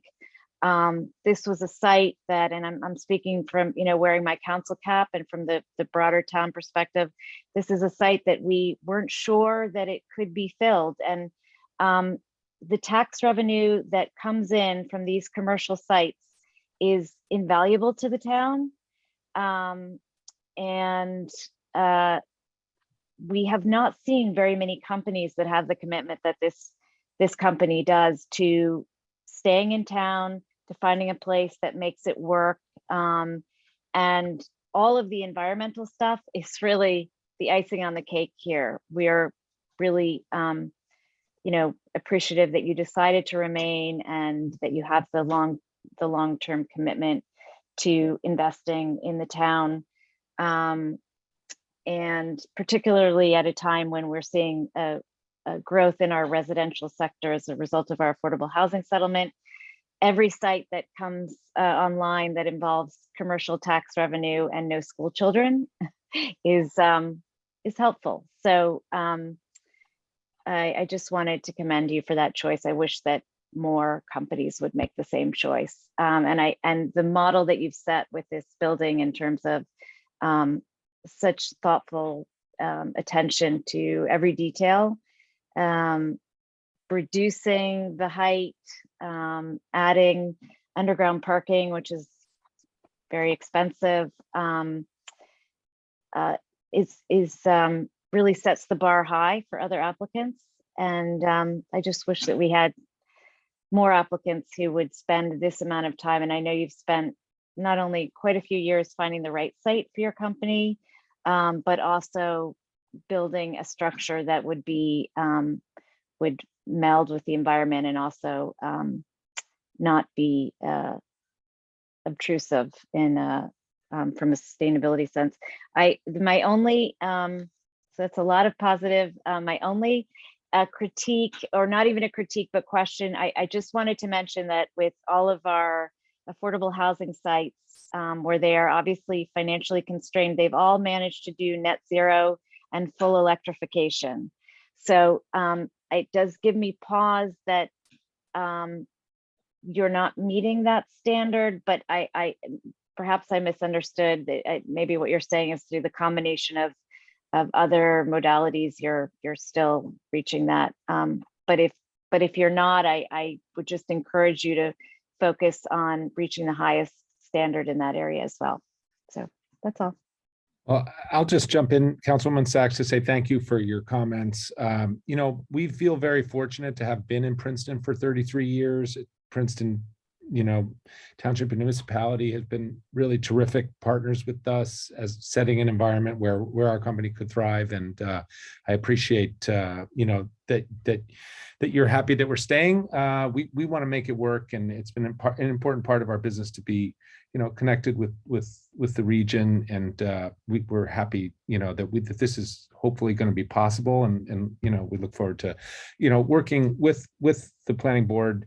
You know, we're going to continue to look at the energy usage and try to minimize it. We've taken a lot of steps in that direction, and maybe there are other things we can do, but I think, you know, we've really we're still working on the MEP, you know, design and plan, and it's solidifying, but we'll take your you know, your sort of advice to try and drive the emissions to net zero right to heart as we do that.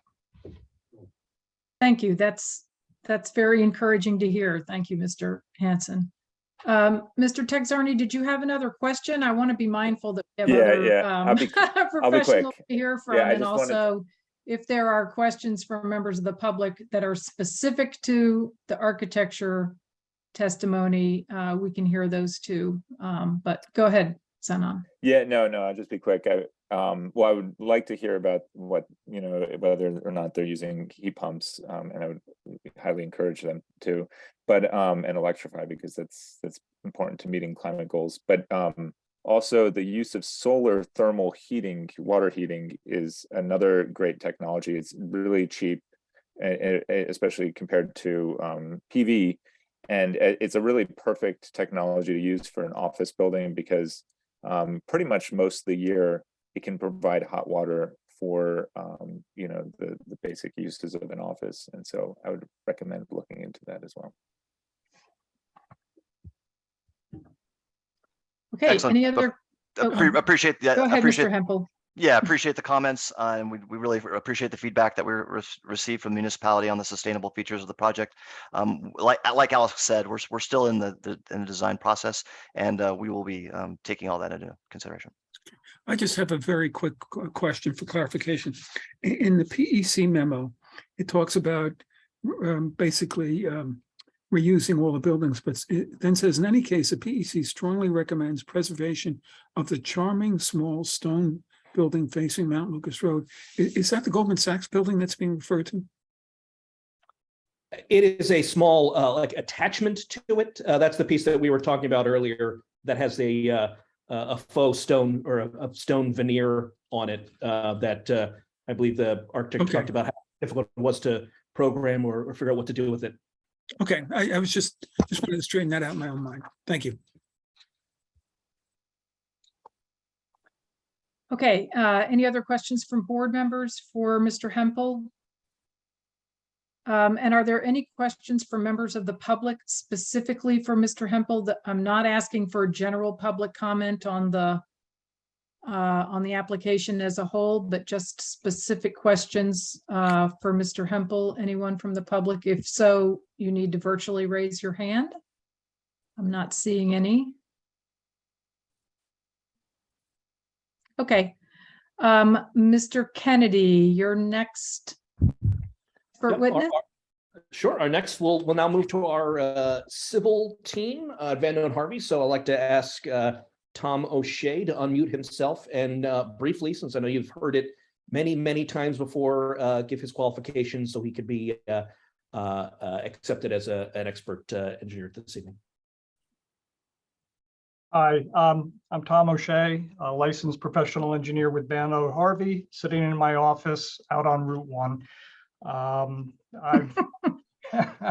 I've been in front of this board several times in the capacity of expert testimony for civil engineering.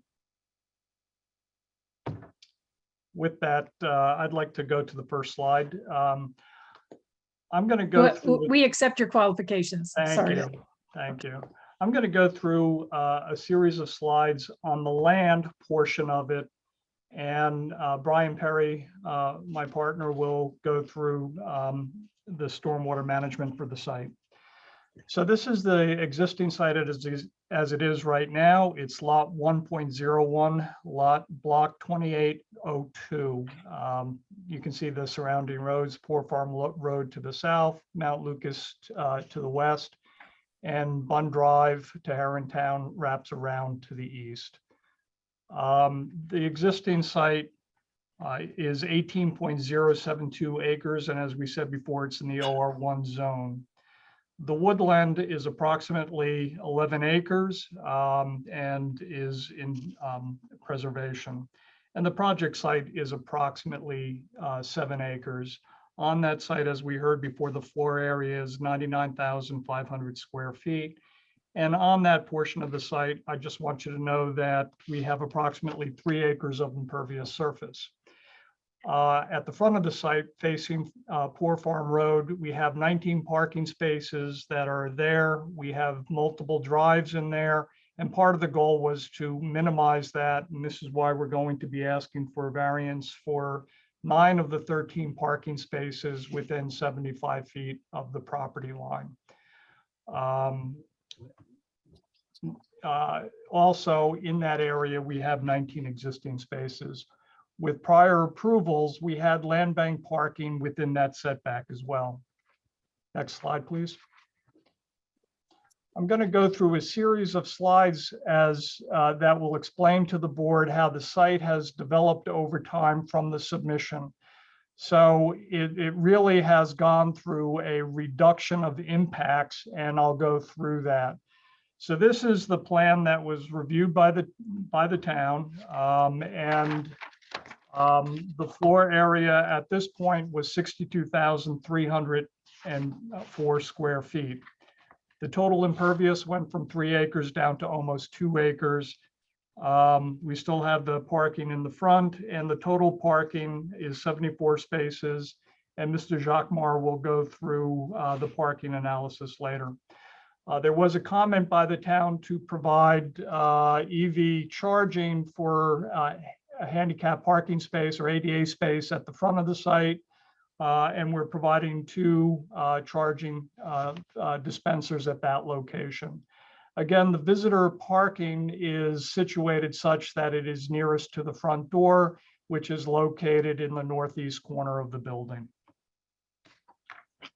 Next slide. As we've developed the site, this is an overlay, and this is sheet 40. This is an overlay of the submission to the municipality and where we are today. And the red highlights are the portions of the projects that have been removed. It involves removal of a large retaining wall along the north property line, a series of walks. We're going to be more natural with the walks and the connection out to Poor Farm Road. At this point, with these reductions, we're at a total impervious surface of 1.76 acres. So that's down from 3 acres, pretty rigorous there.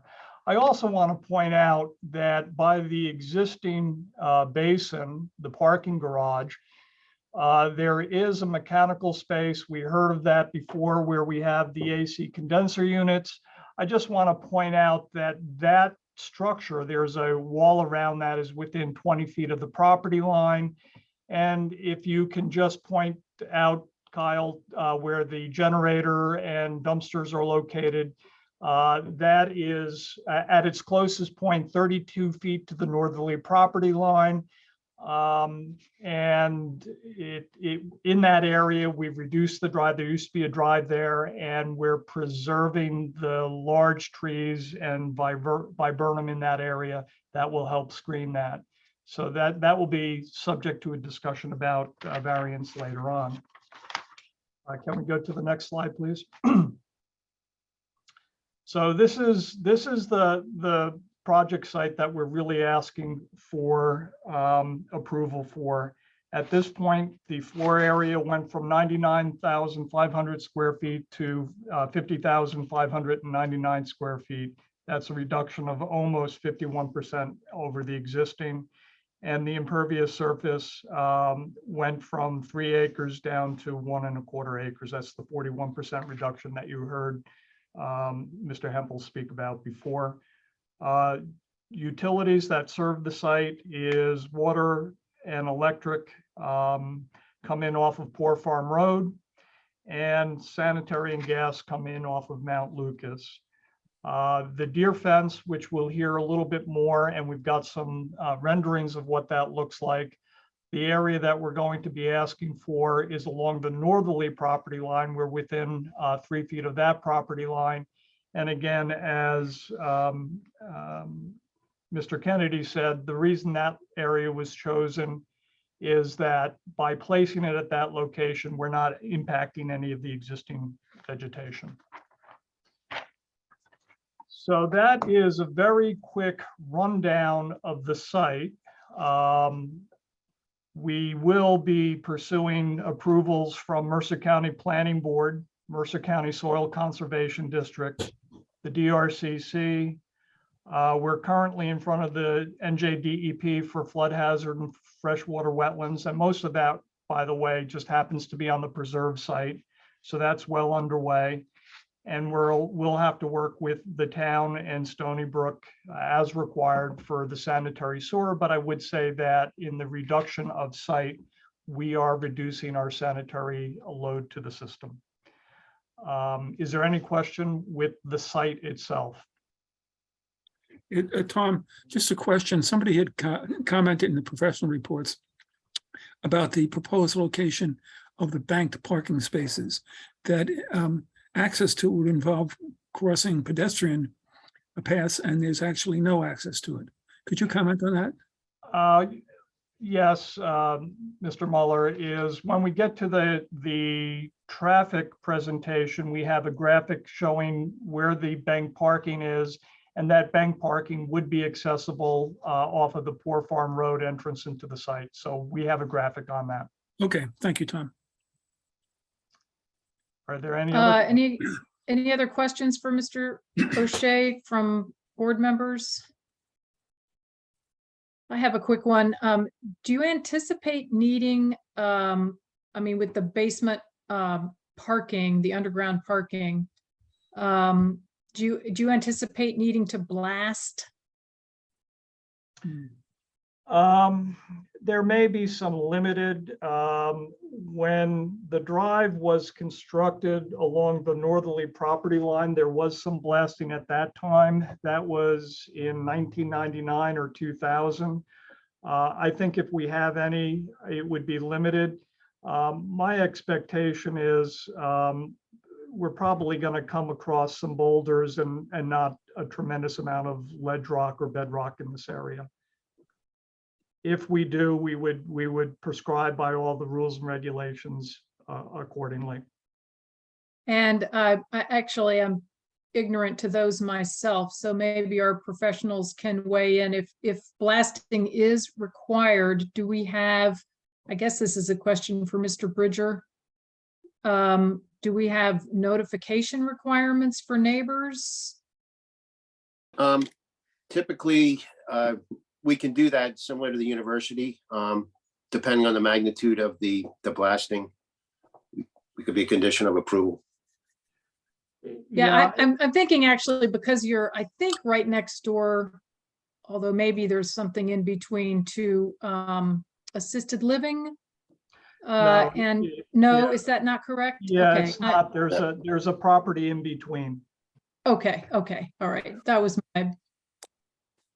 That's what was driving my thinking about this, just making sure that, neighbors are aware if something like that is going to happen. And if we did blasting, my recommendation to the team we would be doing all the pre-blasting surveys to make sure that everything is in order. Okay. Any other questions for Mr. O'Shea? Any questions specific to engineering and Mr. O'Shea's testimony from members of the public? I'm seeing one hand go up. Someone identified as David. Carrie, can you bring that person over and we can let presumably him ask a question? Done. So, Mr. Mueller, when people are asking questions, do you swear them in? Yeah, we've always done that as a matter of practice because we found this, as you know, that frequently the questions segue into comments or really are comments, guys, as questions. So I think the better practice is to swear them in. Okay. I am not. He is moved over as a panelist. He has to put his video on and give us his last name. Hi, my name is David Kim. I miss, did you say Kip, K-I-P? K-I-M as in Mary. Oh, Kim, okay. I'm going to swear you in. If you could raise your right hand. Do you swear or affirm that the testimony you're about to give will be the truth? I do. So sworn or affirmed.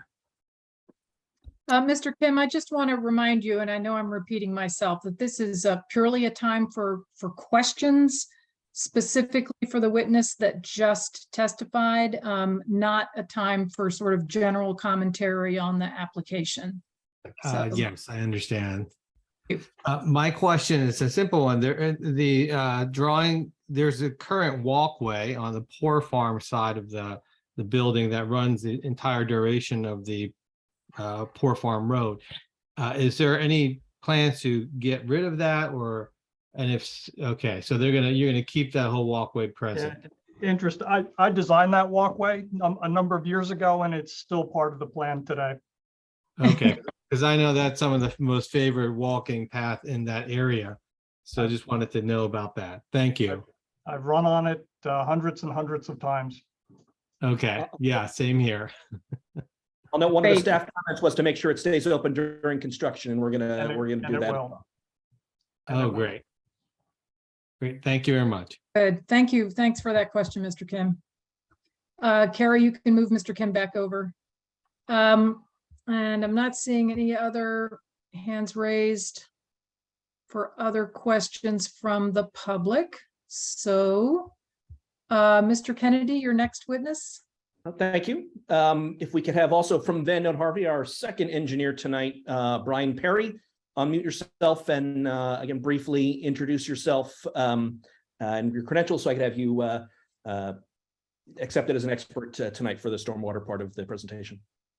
Sure. Again, Brian Perry with Van Note Harvey Associates. I am a project manager and civil engineer with the firm. Background in, I have a bachelor's degree in civil engineering and a master's degree in water resources and environmental engineering with a focus in stormwater management. I've been in practice in civil engineering for over 21 years. I have I'm licensed in the state of New Jersey in good standing, and I've been accepted before this board and several boards in the state of New Jersey previously. Thanks, Mr. Perry. We accept your qualifications. Thank you. If we could move to the next slide, Brian, you want to take us through the stormwater management program here? Sure. This is page 42 out of the A1 exhibit. I'll be walking through the stormwater management design in terms of its technical compliance and sustainability. You've heard a little bit about it, the stormwater system on prior testimony. And so I'll start with, I guess, the existing site, which again is approximately 18 acres. The developed portion of the site is approximately 7 acres, or about 38% of that total site. And that's really because there exists and will remain a large preserved wooded area at the rear of the property. Of that existing site, you heard from Mr. O'Shea that there are about 3 acres, 2.99 acres of total impervious on the site. Of the 2.99 acres, about 1.45 acres is motor vehicle surface. And I mention that because the motor vehicle surface is what's considered to be a large contributor to pollutant-laden runoff. And so again, the existing site's about 16.5% impervious. So on the proposed site, which you see on the exhibit on the screen, under the proposed conditions, the development will be limited to the same 7 acres. I think with our original submission, and I'll explain our original submission, the overall site impervious was reduced by about 0.95 acres to 2.04 acres, or 11.3%. So it went down from 16.5 to 11.3% impervious. The additional site modifications that you saw on this one of the previous slides that Tom O'Shea described, through those modifications and some value engineering, we further reduced the total site impervious by another 0.3 acres for a total reduction in impervious surface from the existing to the proposed condition of 1.23 acres. So a total of 1.23 acres reduced, leaving 1.76 acres total site impervious, or less than 10% of the site remaining as impervious. So again, 1.76 down from 2.99, greater than 40% reduction in impervious. And of note in that impervious, sticking with that subject for a minute, is only 0.42 acres of the proposed site will remain as motor vehicle surface. Again, that's the pollutant generating surface. So we reduced that surface, pollutant generating surfaces, by over an acre, or 70%. So motor vehicle surfaces reduced by 70% across the site.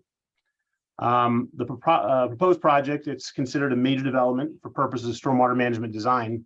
And that's due solely to the fact that there will be greater than 1 acre of land disturbance. As described, again, the impervious coverage will actually be going down. So that's not one of the triggering thresholds. However, we are, again, disturbing the 1 acre. I'll describe I'm going to say the surface drainage of the site, in that the developed portion of the site, it currently drains in 2 directions, with 20% of the site draining in a northwesterly direction to an existing basin shown in the exhibit here. It's in the, I'm going to say the Mount Lucas Road side, northwest corner. It's highlighted with a kind of a purple or magenta amoeba shape, if you will. That's an existing basin. It's hard to tell here because you'll see it's wooded. It's a vegetated basin. And really, it really acts like a bioretention basin in its existing condition. The balance of the site, the other 80% of the site, currently drains in a northeasterly direction to an existing detention basin located behind the existing parking deck. The basin impoundment, what holds the water back, is really formed by an existing concrete retaining wall along the easterly side of the basin. So that's the existing site. In the proposed condition, those same drainage patterns, the 20%, the 80% directions, to each basin, those will generally be maintained. And then with the impervious areas that we discussed just a minute ago, to each basin reduced, along with new native landscaping throughout the site, which you'll hear about later. All of those measures, all of those reductions, impervious reductions, landscaping, all of those things will really further enhance the mitigation of stormwater through things like filtration and evapotranspiration under the proposed condition. So getting into the standards and the criteria a little bit, there are 3 standards to meet in addressing the stormwater management for a major development project. Those standards include stormwater quantity, water quality, and groundwater recharge. The current stormwater management rules that we're designing under here, they're enacted by the state in March of 2021. They're subsequently adopted by the municipality of Princeton, and they require that those 3 standards that I just mentioned, that they be met using green infrastructure. And if you're not familiar, green infrastructure can be defined as stormwater measures that manage stormwater close to the source, essentially by treating the stormwater runoff through infiltration into the subsoil, or treating stormwater runoff through filtration by vegetation or soil. And as I'll describe, you'll see those measures that we've included here. From a very practical sense, I would say the stormwater design standards for the quantity, water quality, and groundwater recharge, all of those standards are met by virtue of the fact that we're significantly reducing impervious and motor vehicle surfaces, and that we're enhancing the site with landscaping. However, from the approach of good stewardship and further advancing the sustainability in the project design, we have additional stormwater measures that are proposed throughout the site to improve the stormwater runoff under the post-development conditions. So the map here illustrates the extent at which we have several active and passive stormwater management measures that will be implemented across the property in the proposed condition, and I'll walk through. One of the first and foremost strategies in addressing the stormwater management standards is preservation of existing vegetation, which we've already talked about, which in large part is the preserved wooded area in the back, which will remain, as well as minimization and reduction of impervious surfaces, which I detailed previously. Again, in the 40% reduction overall impervious and 70% reduction in motor vehicle surfaces.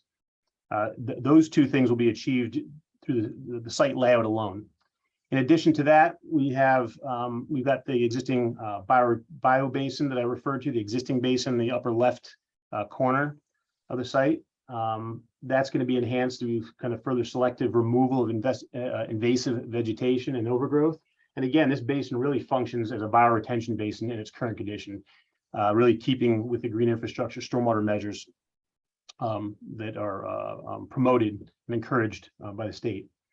The other basin, the one I described that has a concrete retaining wall impounding it, we're looking to really naturalize that basin. Right now, that acts really more as a standard detention basin, and we're looking to, I'm going to say, grade over the retaining wall, make it a more naturalized slope on the one side, and really retrofit it into a bioretention basin with a engineered soil media for filtration along the bottom and landscape plantings, again, meeting the green infrastructure standards for stormwater management.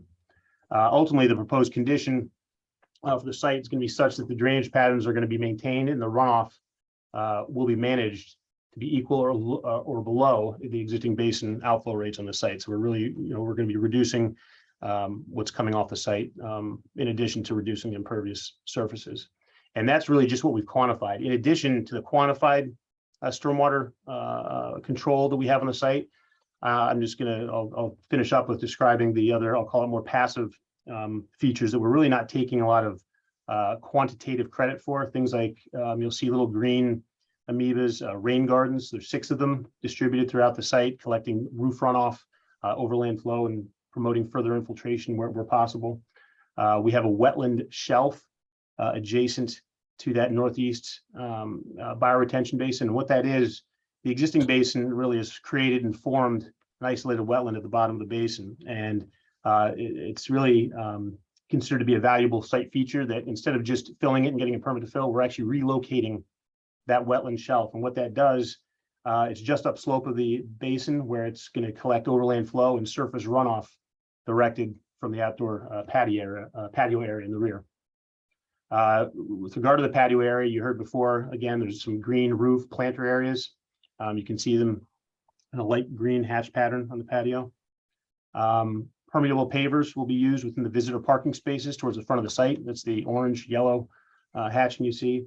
Again, these aren't quantified, but what they will do is they'll provide additional water quality and in addition to promoting groundwater recharge as the site subsoils will allow.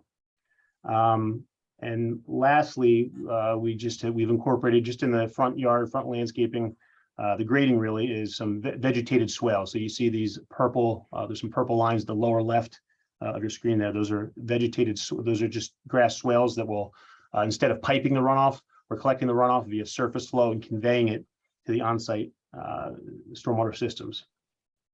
So really that kind of concludes the my stormwater summary for the site. So, Mr. Perry, do I understand you to have said that all of those sort of smaller scale things that you just described are above and beyond, and that you're meeting your requirements with the basins, is that, with the existing vegetated wooded basin and the retrofitted basin? Yes, that's retrofitted correct. basin? That's correct. Those are above and beyond. Mm-hmm. I'm sorry, Councilman Cohen? Yeah, I think this is a softball question. So basically, I guess it's a two-part question. One is, are you losing any existing capacity in those 2 retention basins, in particular, the one that's being modified to be more naturalized? And if you are losing capacity, can you estimate about how much capacity reduction there is? I would say no, we're not. Actually, we're probably increasing capacity a little bit. What we're doing is, so we're actually raising the bottom of it, and that's to introduce an engineered media at the bottom to create a filter for water to flow through. And there's some capacity there. And also by eliminating the existing parking deck, we're actually grading into the slope a little bit. And we're actually expanding the slope. So as part of naturalizing the basin, we're kind of fanning out the slopes and feathering it back into the site a little bit more. Okay. So, there's been a lot of discussion in town and with the watershed about New Jersey, the DEP's emergency rule that got delayed, which was sort of updating the rainfall data to be more current and even projecting out into the future what we think is coming with climate change. And so the question is, since you're reducing so much impervious coverage, and you're retaining basically all of the capacity of the existing system and even adding to it, would you say that you're effectively meeting the spirit of the DEP emergency rules for, greater quantities of rainfall? Sure, yes, I can address that. So, and good question is, so what you're referring to, right, is the DEP, they've proposed through the new flood hazard rules, right, that they would introduce new precipitation projected out to the year 2100. And so that projected rainfall, those depths, what that means is the current rainfall depths that we designed the site to would increase by approximately 40%. And so having that in mind, while that's not the current design criteria, we did look at that. We did evaluate what the site would look like, and we ran our models. It actually turns out the site, with not even counting the additional above and beyond measures that were described, the rain gardens, it actually turns out the site, we would still be meeting the intent. So yes, I can say we would be meeting the spirit, probably more than meeting the spirit of those projected rainfall depths if we had to look at those. So like I said, we did model it. We did take a look at it in the interest of knowing that those are on the horizon, but that they aren't in the current rules. So, but we did look at them, and I would say we would meet them. Super. Yeah, I mean, it makes sense. If you're reducing your impervious coverage by 40% and rainfall is increasing by 40%, it's sort of a wash. Right. Yeah, that is really, really good to know. Other questions from board members for Mr. Perry?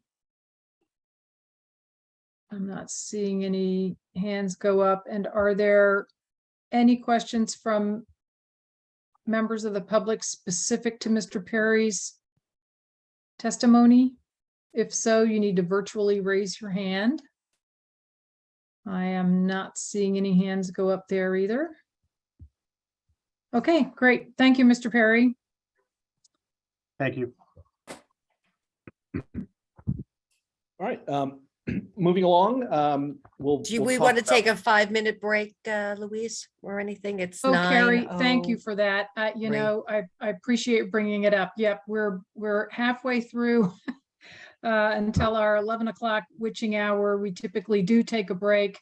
I know you have at least a couple more expert witnesses. So yes, let's break. And it is now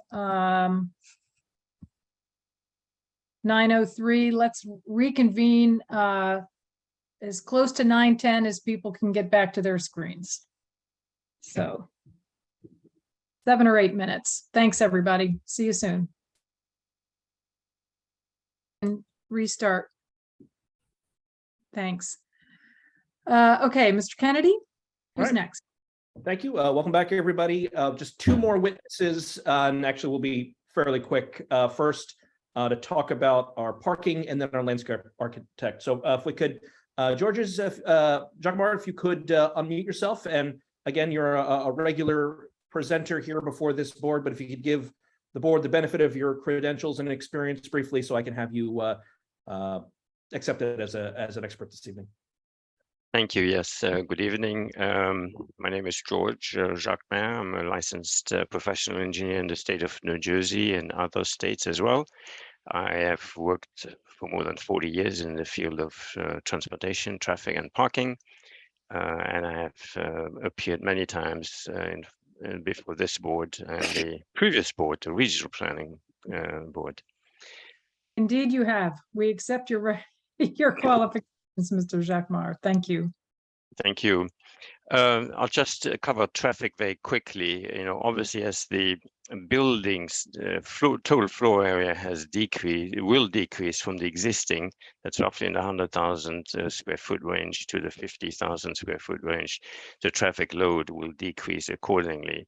We estimate that with the new building and the 72 additional, the 72 maximum employees, that the maximum number of vehicle trips during the morning peak hour will be in the range of 30 to 39 vehicle trips, and then in the afternoon, a similar number. And those trips are spread over the 2 driveways that you saw in previous drawings. In terms of parking, the numbers that Mr.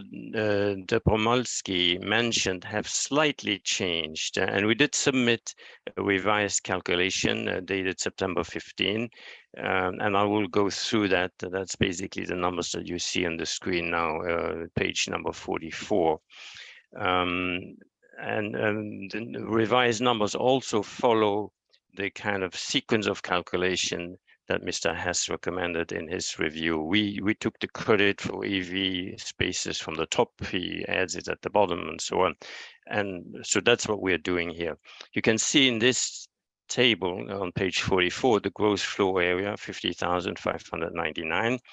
Your zoning requirement in this part of Princeton, the former Princeton Township, for office is unusually high. It's basically 1 space per 200 square feet, which translates into 5 spaces per 1,000 square feet. That kind of parking ratio is a ratio that we had traditionally, historically, for big shopping centers. For office buildings, typically, the parking ratio is closer to 3 spaces per 1,000 square feet.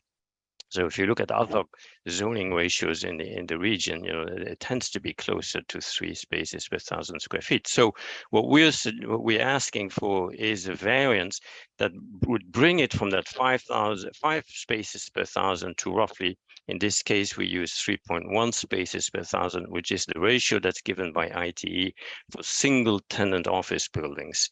There's 157 spaces. So we ask for variance for that difference between the 253 and 157.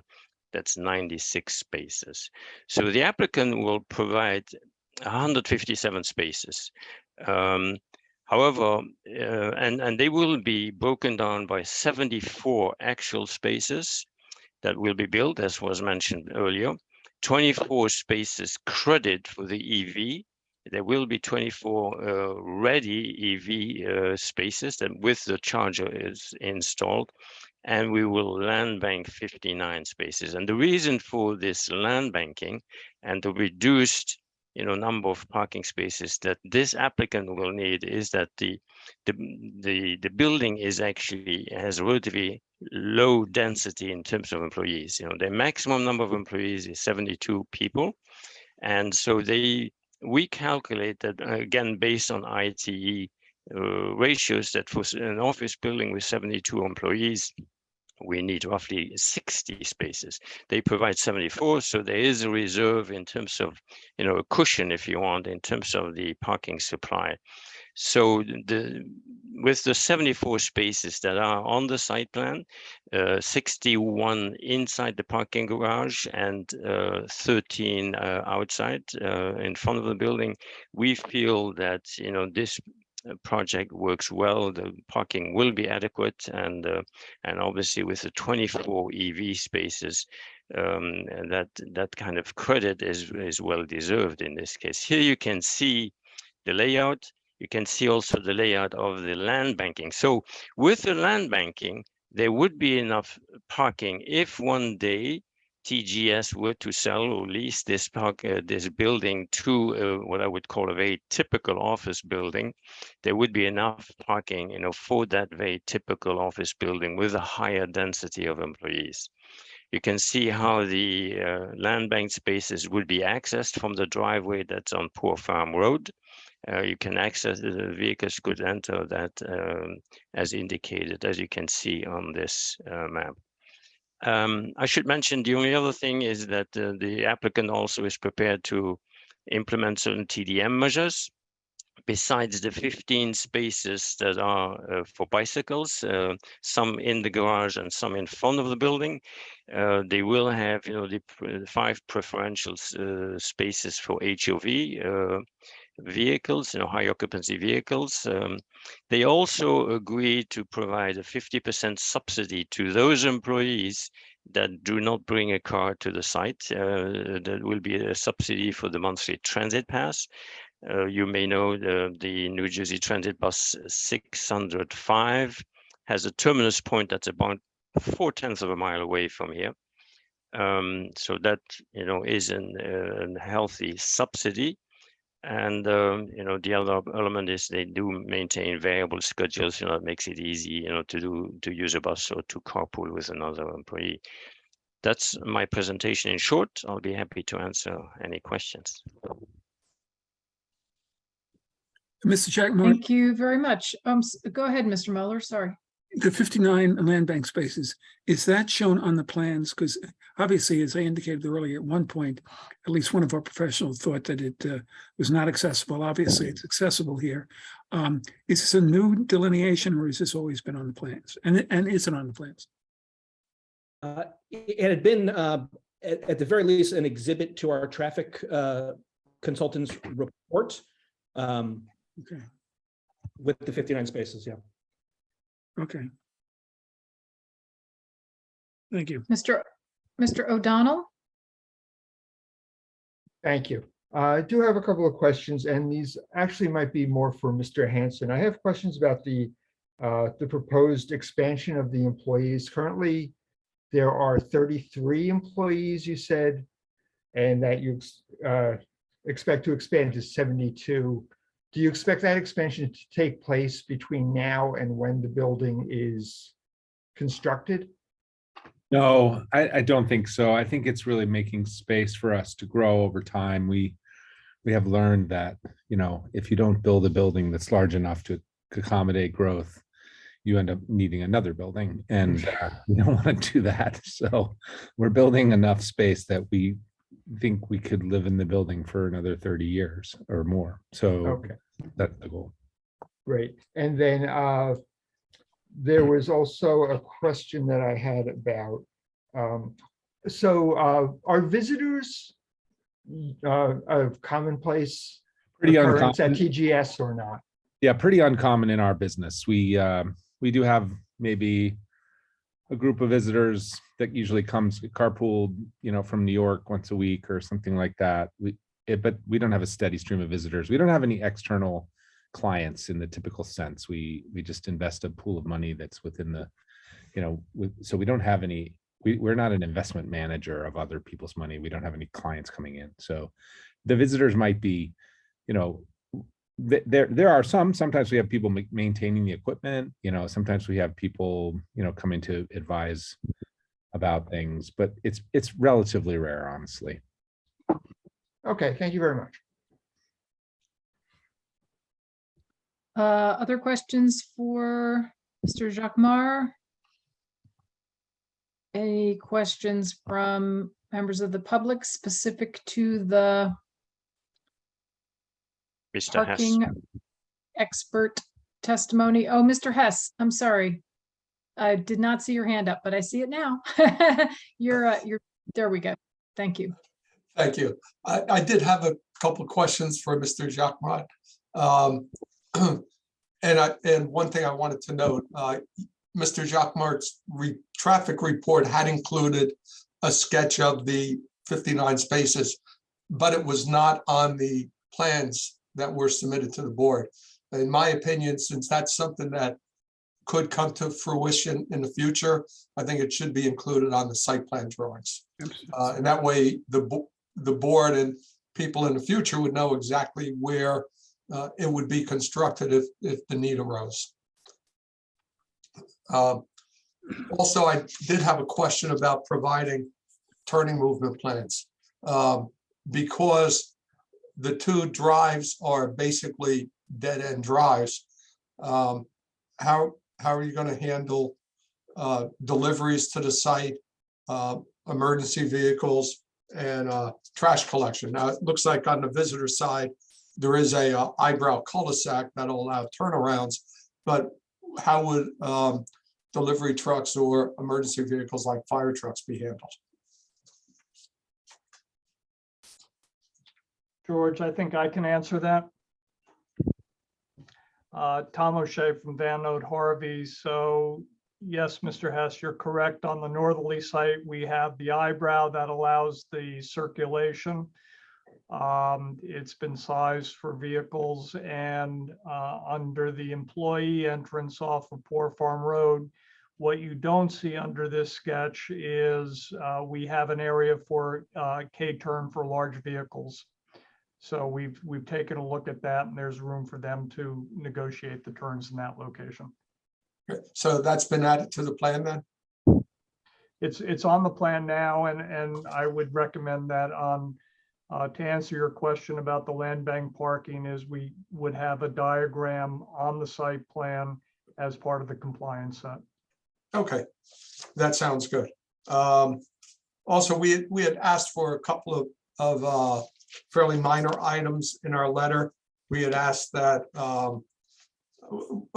we had asked that site triangles be provided at the driveways, that handicap accessible signs be provided for the accessible spaces in the garage, and that at least one of the accessible handicap accessible parking spaces be van accessible. And we had raised a question on sheet CE3 where it showed a permeable vehicle pavers to the east of the garage entrance. I assume you would be willing to address the comments, and perhaps you could tell us what the permeable vehicle paver area is about. Actually, that has been eliminated from the plan that was submitted. On the earlier testimony on the changes to the site plan, you'll see the area for the K-turn in that location, and that's standard pavement. Okay, and then the other items that we had in our the other issues, we don't have an issue with that. Okay, that sounds great. Thank you, Madam Chairwoman. I have no other questions. Thank you, Mr. Hess. Mr. Cohen, and then Mr. Texarney. Yeah, I just had a quick comment. It really relates to the question of visitors, but I just wanted to let the other members of the board know that I looked at the architectural plans, and there are no larger meeting rooms, sort of auditorium type spaces which you might often find in an office building, which could you could expect to have large numbers of visitors coming for a seminar or something like that. So not only, is there the testimony of the applicant, but also the architectural plans support the notion that you wouldn't have any large number of visitors, for whatever it's worth. Mm-hmm. Good to know. Zenon? Yeah, so I might have missed this, but how does this land bank parking work in terms of approval, and then also like how does it work in terms of your stormwater calculations? So would it need to go back to site plan review, or would that just be allowed to create it if needed? And also in terms of stormwater management, is that accounted for? I mean, what we would need to craft a condition which addresses that, Zenon, and it could be done one of two ways. That if they want to use some or all of the bank parking spaces, they have to come back to the planning board, and they have to demonstrate that it doesn't affect stormwater management, or if it does, it's been addressed properly. The other is to have it done at the staff level. Yeah, I mean, I think it probably should come back to the planning board, but I don't know. And I mean, it would be really unfortunate if this land banked parking would be used, because it seems like such a nice space in the back there, and to turn that into parking would be really horrible. Yeah. But if they insist on having land bank parking, I wonder if it might make more sense to break it up, or, I mean, the space in the front is also nice, but, you know, potentially having, you know, some of that parking in the front as well, you know, just so that way it just doesn't turn into a sea of parking in the back. Anyways. Apologies. Two quick things there. And one I'll ask Tom to, or Brian perhaps to address. But first, early on in an informal meeting with the town's professionals, we, just for the purposes of showing that there could be room for bank parking, showed some up in the front. And we've been apologizing ever since for suggesting that we wanted to put a lot of parking in the front. It certainly could fit. We would, you know, consider it, what the board's thought is, but staff reminded us that you know, excessive amounts of front yard parking was not what they wanted to see, which is why we put it in the back. Again, it's you know, the idea with bank parking is it's kind of a proof of concept. This applicant doesn't ever want to build it, anticipate build it, and they chose this site, you know, for fitting them. So our expectation is we'll never see that. And then if Brian could just confirm, though, that even with this, we would still comply with the stormwater requirements as far as a quantity goes. Sure, yeah. So with the significant reduction in impervious that we described, that would be, for one thing to offset it, in addition to all of the additional measures that are above and beyond that we have yet to quantify, or that we haven't had to quantify. In addition, it's very feasible that this additional parking, if it were ever constructed, could feasibly be constructed of a porous material that could also be self-managing in terms of stormwater management. So there are several options. First and foremost, the fact that we have this significant, I'll call it bank now, reduction in impervious surface. But like I said, there's the other measures that we are incorporating that go above and beyond that would also serve to offset it, as well as, like I said, the opportunity to perhaps construct it of pervious material. Yeah. Well, that would be good. I mean, I think that it would also be good to, you know, potentially, I'm not sure if the parking in the front has pervious material, but I mean, I would think that, you know, maybe having like a second row, you know, where you sort of like loop around along the front parking, and I don't know how many spots that is, but that might be able to potentially mitigate some of the ones in the back. I understand that, you know, you don't want to see a parking in the front either, but maybe by breaking it up might be a little bit less bad on both sides. Yeah. Well received. Good comment there. Thank you. Thanks, Zenon. Councilwoman Sachs? Yeah, I just want to say, Zenon, it's not that the applicant is insisting on having banked parking. It's that the municipality has not been able to, in a timely manner, revise our parking requirements, which, as was mentioned, are insanely high. And it has been on our to-do list for quite a few years now. And I just wanted to note for the record that it is so aggravating to go hearing after hearing talking about hypothetical parking that we know is not going to happen, we know is not needed, we know is not in keeping with where we want to go as a town. And I have said this before, and I do hope this will be the last, if not one of the last discussions that we have in which we spend time hypothetically talking about parking, which is not going to happen. And as I said, doesn't make sense for a site. And we really have to address these outdated parking requirements so that we don't waste more time on them. And I hope that our planner will, and the various people, myself included, who are involved with the master plan process, will prioritize this. Yeah. And I mean, it's clear that as long as this building, once built, is under the ownership of the applicant, there's not going to be the bank parking. The only possibility, and it's probably fairly remote, if they sell a building, that the new owner would want some of it. But I think Mia's point is certainly well taken. Yeah, Yep. well, thanks, Mia. I mean, I wonder, yeah, definitely the ordinance needs to change, but I wonder if we could just, as a board, make that a condition, and that would kind of supersede the, you know, ordinance. But I know that we've made decisions like that to reduce parking requirements. I don't Yeah, know. I don't really think we can. Okay. I Although think we can could- make it a that's- condition that they come back to the board if, or whoever, the property owner comes back to the board if any of the banked parking ever Yeah, it makes it a little tougher. Yeah. perhaps. And what we could do also would just disincentive, I would think.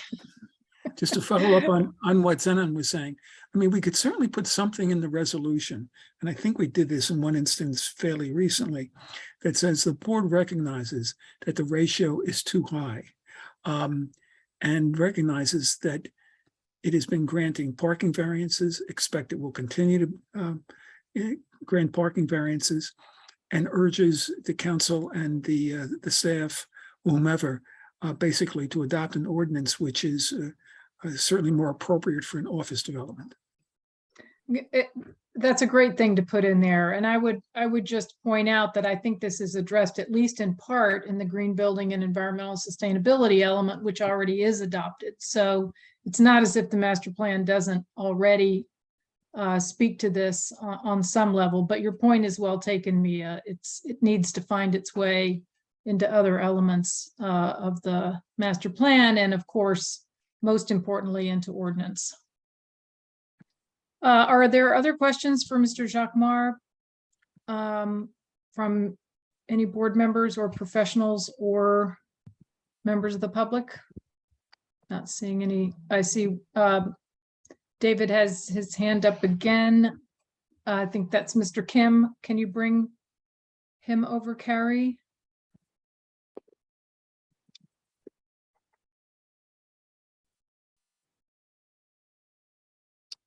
I had a question regarding the delivery of kind of materials, and was wondering which entrance the deliveries would enter in from, and the frequency of delivery trucks coming into, where the expected frequency of the delivery trucks into the building.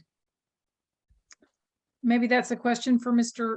Hansen, although I don't want to presume. Yeah, I'll try to cover that. I mean, we do expect to be getting lunch for our employees delivered, so there's one vehicle bringing a catered lunch most days. Amazon is ever present. I imagine they'll be visiting once a day, but not a lot of these types of things. We're not exchanging, we don't exchange packages with the rest of the world as a business. If anything, we're buying things occasionally like any other commercial consumer, but I don't expect a ton of deliveries. Certainly some, it's kind of just the way modern business works now. The building construction process will involve a lot, but once we're steady state, I would doubt that we get too many packages in any given day. FedEx, maybe once a day. So, less than 10 would be my guess, probably less than half dozen. And perhaps Correct Tom, that those would be coming off of Mount Lucas, Mr. Hansen? That's likely? right. Yeah, I should have addressed that. That's right. The delivery entrance would be off Mount Lucas. There really is no way to receive them off Poor Farm Road, because there's going to be a gate into the parking garage, and it's not for public access. It'll be gated in several places. So the open access for the public delivery vector is all through Mount Lucas Road. Great, thank you. Any other questions, Mr. Kim? I guess not. Okay, No, that was it. Thank you. All right, thank you. Louise, can I ask Mr. a Muller? question? Can I ask a question, Mr. Hansen? Was any consideration given at all to letting the public generally use the walking paths on the preserved portion of the site? Well, the easement that governs the conserved portion of the site, I don't think it has public access as part of the original negotiation back in 2000. I don't know, maybe somebody else could actually address that, but I don't know what would prevent the public from using them. I don't know. There's really no paths in there. It's kind of a dense thicket, I'd say. Oh, I see. Multiflora rose kind of covers the thing, and it's a pretty hard place to walk. We haven't really wanted to, explore putting paths in there, just because we like the natural state of it. Mhm. But Herrontown Road is a, I don't need to tell you guys this, but it's not paved in at the north end of the property, and I imagine that's a walking path. Okay, thank you. Mhm. And actually, on that topic, and maybe Mr. Kennedy, I think this was asked before and I don't remember how it was answered. The nature of is there a full-blown permanent conservation easement on those other acres? It is complete, there are no development rights associated with that property in perpetuity. Is that correct? I believe Mr. Bridger was able to confirm that earlier. Part of a earlier site plan application, one of the conditions was that be dedicated and preserved from development. Okay, that's what I thought. Which is not exactly the same as a conservation easement. I mean, maybe as a condition, we just need to understand exactly what kind of protection that property has, just to reinforce that in the record. It can be preserved, but not necessarily untouchable. Do you know what I mean? Conservation easements have sort of extra protections for the flora and fauna on a site, as opposed to a green acres kind of, preservation where certain kinds of things can happen. So it would just be good to know what that is.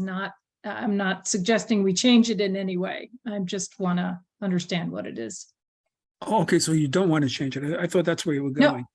Okay. Well, I would like to know what it is, but I'm not trying to hold up this application in order to extract something, as long as we know it's permanently protected and there's no development rights associated with it. I'm not suggesting that we should try to change the status. No. Yeah, I think a statement that it's our understanding that in the preserved area, no development would be permitted. And the easement, we understand, we believe reflects this, but we can ask that the easement be, if the easement is just between the municipality and the owner, I mean, that's very easy to do. And we could do that if we think it's necessary. My guess, and Derek could jump in, is that it's not going to be necessary. Derek, any comment? Let's see, Derek.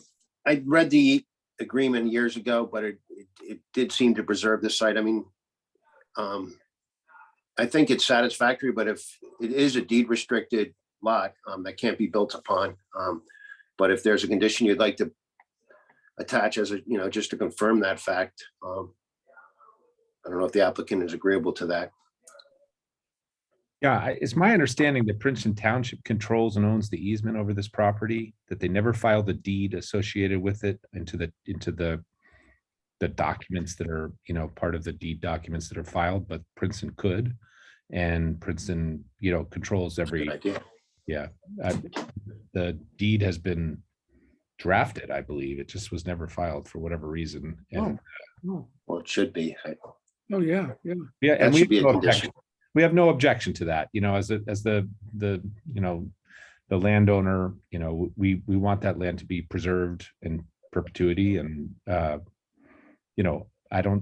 read the thing. I don't think it's objectionable. It's nice, well-written document that permanently preserves the land with no outs. And so I wouldn't see why we would need to change it. If you want to file it, you can. I think you almost don't need to also. Well, I think it would be a good idea filing it just so that any future owner knows what the obligations are. And yeah, we have no objection to that. Yeah.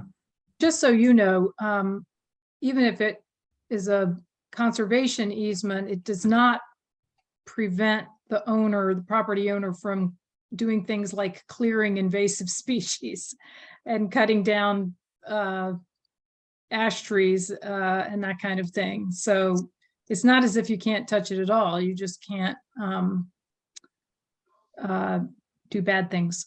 Right. Well, you can't violate the terms of the agreement, and we would make sure we didn't do that. And if we were going to do any work there, we'd work with you to make sure you were comfortable with it. Okay, thank you.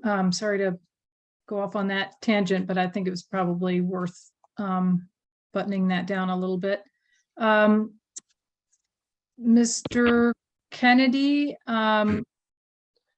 We have one more substantive witness, but just before we do that, we got one slide that I'd like Tom O'Shea to walk us through, just to summarize in one spot the variances that we're talking about. They've all been testified to before. We go to the next slide, and Tom, George just mentioned the parking variance, but Tom, you want to just summarize the three other variances that you talked about before, just so it's in one place in the board's minds here. Right. So the first item was by Mr. Jacquemart. The second item talks about the parking within the front yard setback, where 150 feet is required because the boundary is along the westerly property line. We have 9 spaces within that area. To answer another question that we heard before, those parking spaces are pervious material as well. And among the reasons why we did this is the visitor entrance into the building is at the westerly location where the sidewalk goes to the site. What we're trying to do is reduce the amount of impervious materials in the front yard, and we consolidated at this location. So we showed a slide earlier that showed the vegetation within 10 years that completely screens the parking from Mount Lucas Road. So we offer that as in support of the variance request for the 9 parking spaces within the 150-foot setback starting at 75 feet from the property line. And Tom, does that have to be a property line, a boundary line separating this district from a residential district? Or? No, it is a residential district, and Ryan's shaking his head yes, so I'll defer to him. Is that zone boundary is to the R2 zone. Okay. Across Mount. Yeah, a zone boundary as opposed to the property line. If it was just the property line, we do meet the 60-foot setback requirement from the lot line. Yeah. Right, but the zone boundary, it's a zone boundary with a residential district. Correct. Okay. Item number 3, and these are color coded. Item number 3 is building within the 60-foot setback. And this really has to deal with the retaining wall that screens the generator and deliveries, as well as garbage dumpsters. It's at the northeasterly corner. It's 32 feet from the property line. Since it's at an angle, it's approximately 45 feet from the northwesterly corner of that structure. And we're asking for that relief because we're screening that area. It's an area that we've removed pavement. And prior to this, and Kyle, if you could just highlight it, we had a similar situation that structure was within 20 feet of the property line. So we're asking for a variance to install this. The last item, are there any questions relative to that? Okay, hearing none. The last item is color-coded purple, and this is the location of the deer fence. The deer fence is 8 feet high, and the variance request is along the northerly property line where we're offset by 3 feet. What is allowed is a 6.5-foot high fence on the property line. We're asking for relief because at this location, we have existing vegetation that we want to preserve.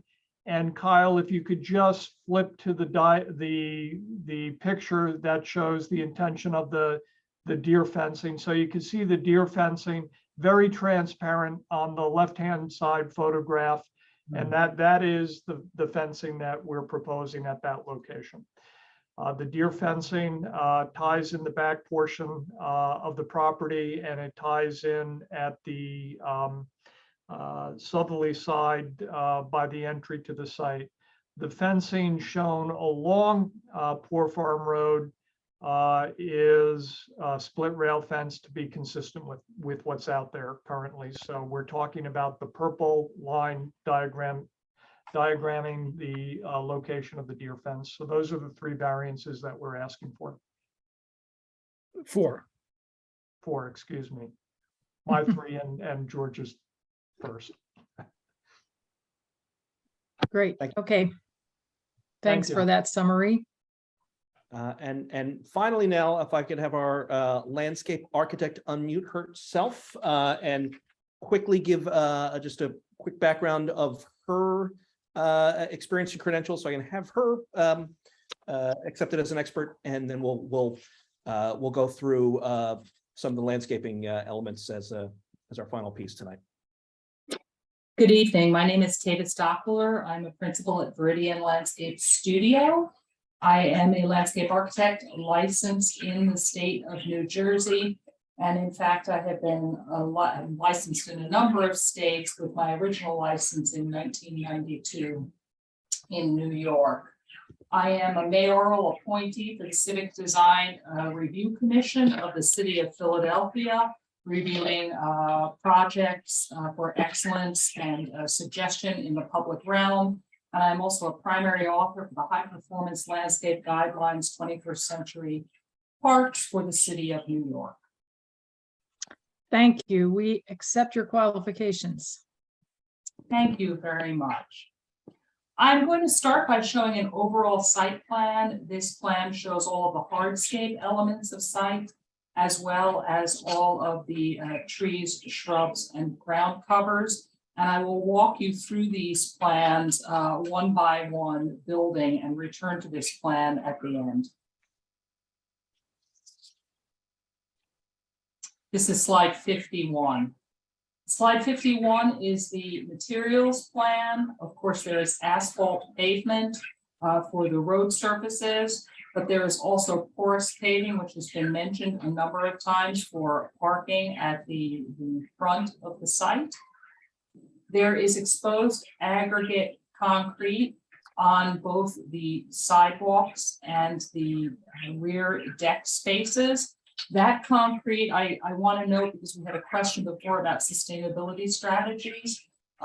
We are using fly ash, which is part of a low embodied concrete strategy.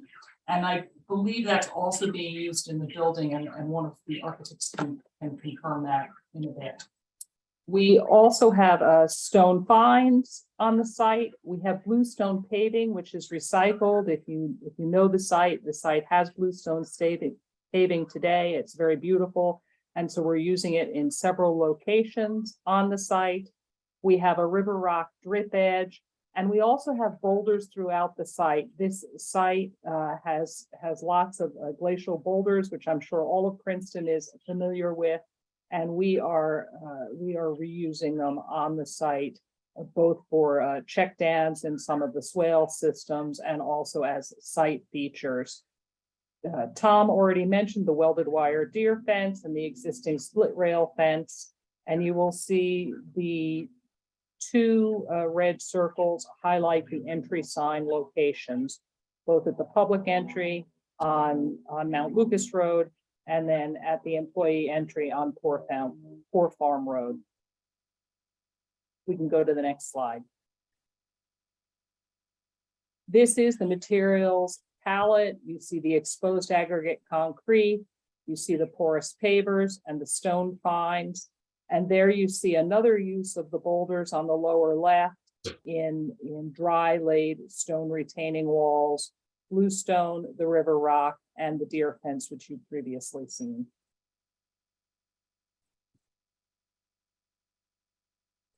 For the entry sign, we will be requesting a sign permit. The sign complies with the municipal zoning code, and it is not self-illuminated. There is a small light at the bottom that will cast light just onto the sign itself. And there is a sign at the Mount Lucas Road main entrance and at the Poor Farm entrance.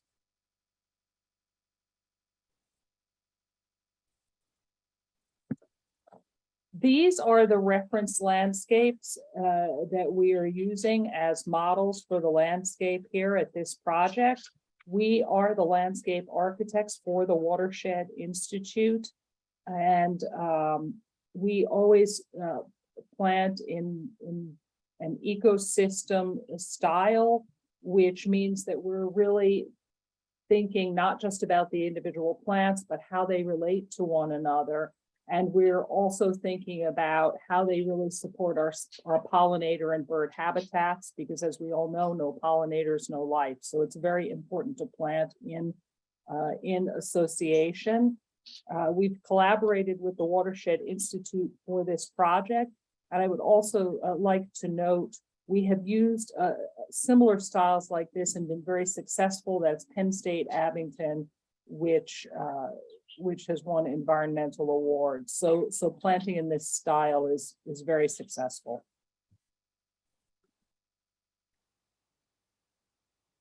This is slide 55. As I told you, I'm going to continue to build this. This is the perennial and ground cover slide. The turf lawn is located at the front of the site. We have noted perennials in a grass matrix in the purple color. We have a sedge matrix and an additional grass matrix. And when I say grass, I mean native grasses. This will all be native plantings. We have found that when we plant in these grass matrices and we interject our perennials, our forbs and our colorful plants, our pollinator plant or additional pollinator plants, we can really suppress the invasives that you've already talked about today and put together an ecosystem that works very well with stormwater in addition.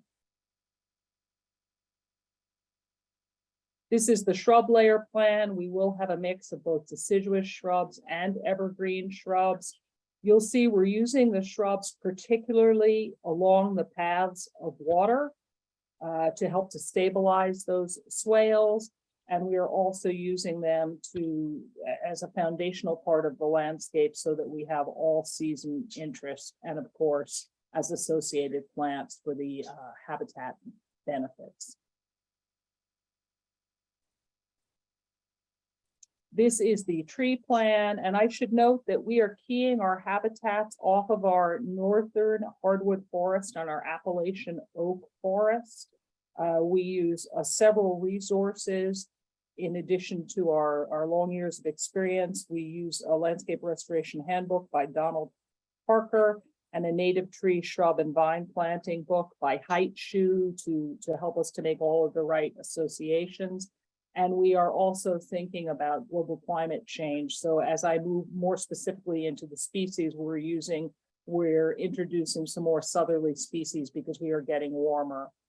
This plan shows in pink the featured trees, which are deciduous trees, and then the smaller deciduous trees and evergreen trees and shrubs. I would note that the number of live trees being removed is 74. The number of replacements needed is 103, and we have based this on your diameter breast height calculations. And the number of trees we're actually adding is 106. Here you see the entire plan together, and I can certainly, if people have questions, I'm going to run through a series of slides now that show you the actual species being proposed. And if you have questions, we can certainly flip back to this slide. We did note that you had comments that were delivered today, talking about too many plants in association and the potential for disease. We certainly have taken that into account. There was another note about soil volume for trees in the parking lot. I would like to note that that is in the area of the porous paving. And so we feel that we will have enough water and root zone for those trees to grow, but we can certainly consider moving them out of that parking area.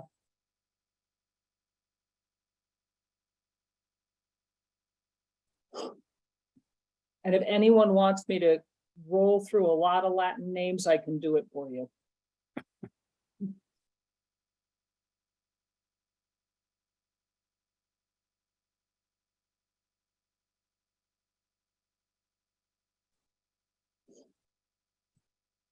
These last two slides give you the idea of planting within that grass matrix and allowing your forbs, your perennials to come up through the matrix. And of course, we are going to introduce all season color, which I think this slide speaks to very well.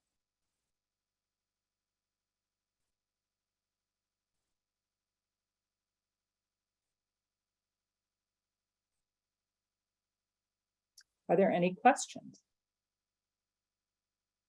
I have a question. The front lawn, I know there's been some comments about it in the professional reports. Is that going to be a kind of a conventional lawn that's going to be manicured, or I know somebody, maybe it was a PEC suggested it to be a meadow, but how is that going to be handled? Right now, we're showing this as a conventional lawn. We could certainly look at something like a no-mow mix. It's always nice for people to have some places where they can go out on a lawn. And because we're planting so much of the site with this, well, I guess I should say it this way, the Mount Lucas and the Poor Farm Road corner, that is all a meadow all the way up until the purple buffer. So there's quite a lot of meadow on site, but I don't know if anyone else would like to add to that. Alex? Yeah, I think we do want to have a place where we can have company events, and it's hard to do that on, perennial grasses. Sure. And I don't envision it being very large, but maybe we want to play kickball or have some passive recreation. We're not going to pave the thing with grass. With Kentucky bluegrass. It's going to be an area where we can do some recreation sports and things like that. Mm-hmm.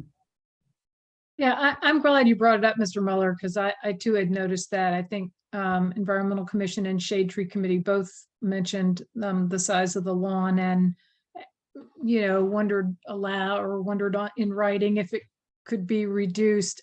I would just ask that you look at like no-mow or low-mow, the kinds of grass that allow for the activities, Mr. Hansen, that you want to be able to do and for your people to be able to do, but that require minimal mowing and other kinds of attention.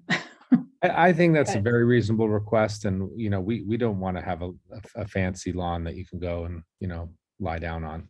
So that makes sense to me. And we've had great success with low mow and no mow mixes. Good. That's good to know.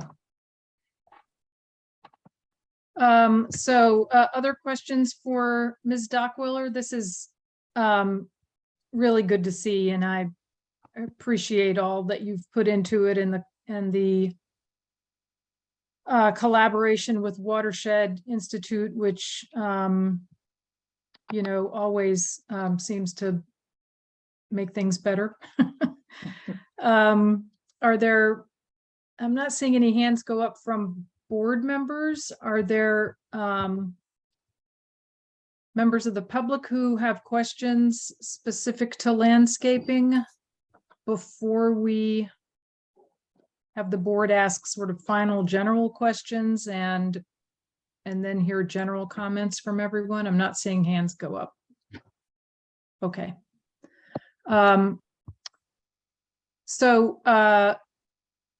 Good. That's a good prompt. A slide that says closing questions.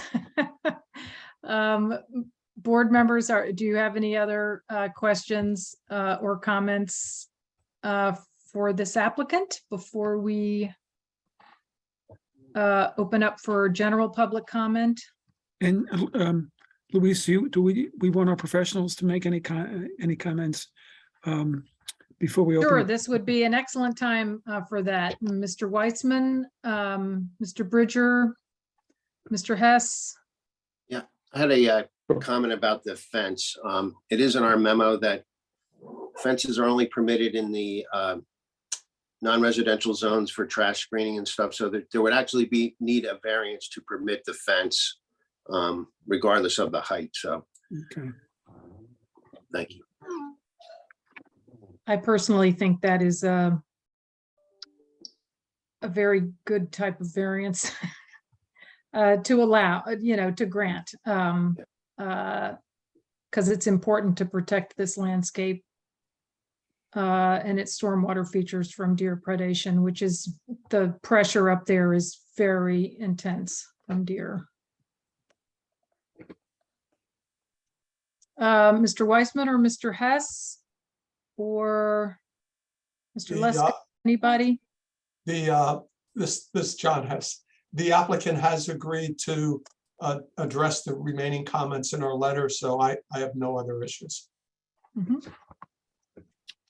No, and I had I'd raised my hand, but Derek had asked the question or brought up the point that I was going to bring up, and I'm sure we'll go through the comments in the memo when we go through conditions. So no further comments. Anything else, Mr. Dobromirsky, from you? No, I don't have anything to add at this point. I think that one of the suggestions, and we'll go through this later in conditions, but was that the landscape committee take a last look at, I assume that that's okay with the applicant. It is. Okay, great. Okay, so with no other questions or comments from the board, I'll open for public comment from other attendees. I see David Kim has already raised his hand, but anyone else who from the general public who wishes to talk at all about this application, say any general comments at all, now is the time to raise your hand. And we will take comments in the order in which the hands are raised. So Ms. Phillip, would you bring over Mr. Kim?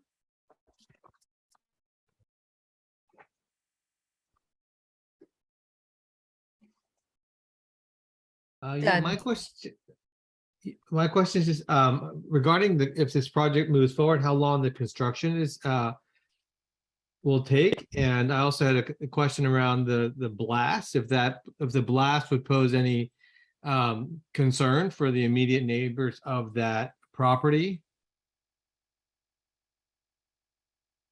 Mr. Kennedy or Mr. Hansen, can you speak to the time frame that you expect overall for the project? And also maybe your professionals can address the question related to potential blasting. Yeah. Well, Ryan, if you want to go ahead, please. I was going to say, well, I was going to invite someone. I'm careful not to testify, but I believe construction would be finished by August 2024 at the current schedule. But that a lot depends on when it actually starts, and then perhaps that Tom O'Shea can make a few more comments about what the process would be from a regulation standpoint if there was need for any type of earthwork or blasting.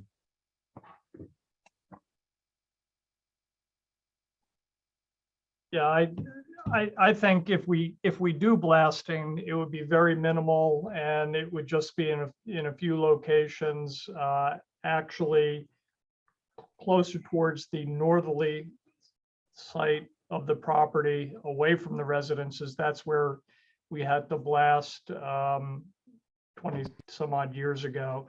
So I think it's going to be very limited, and all precautions will be taken.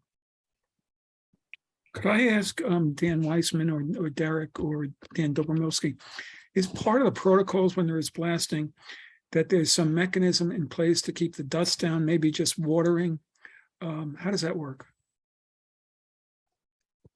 Any dust producing operations typically would require misting, blasting, potentially being one of those depending on the methods used. Same would go for any other demolition operations. Okay. Oh, okay. Thank you. Does that answer your question, Mr. Kim? Both of Yes, them? it does. Yes. Well, did they talk about the duration? They gave the completion date, but did they Do you know how long it would take? Maybe I can be more specific. We think it would take, it'd take about 3 months to demolish this site and, get it to a ready state. And then construction, it's going to take quite a few months before we can get approved construction documents filed with the authorities, and then the review takes a while. It's unlikely we would start construction before construction itself before the spring, and then it might take 15 months to build it. So you're talking about a 2-year period from the moment we kind of feel like we can start it. Okay. Great. Thank you. I'm not seeing any other hands raised for comments from the public. So I will close public comment now and open up for final comments from board members.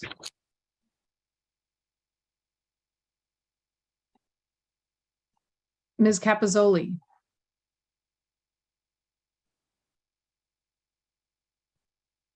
You're still muted. Sorry. I think this is a beautiful, sophisticated, elegant project. And I just think it's ironic that this site was the location of the first orphanage in Princeton. And it was a beet and onion farm.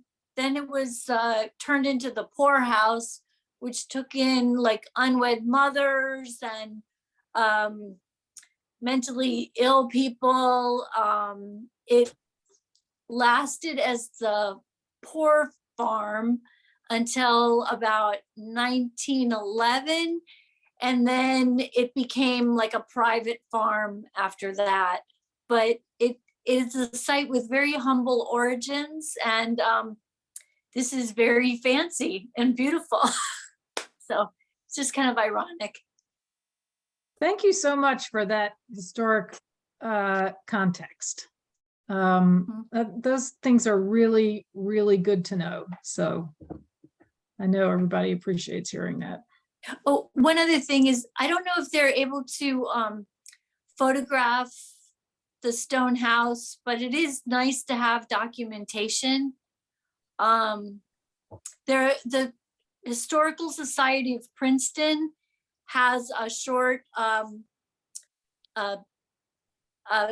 don't know how, it's like a recording about this site. If you go to princetonhistory.org and you look at garden tours, number 13 is about the poor farm. And it even has a document from 1880 that lists the names of the people who were living in the poor farm. So it's a kind of interesting document. Yeah, thank you. That's a great suggestion. Councilman Cohen.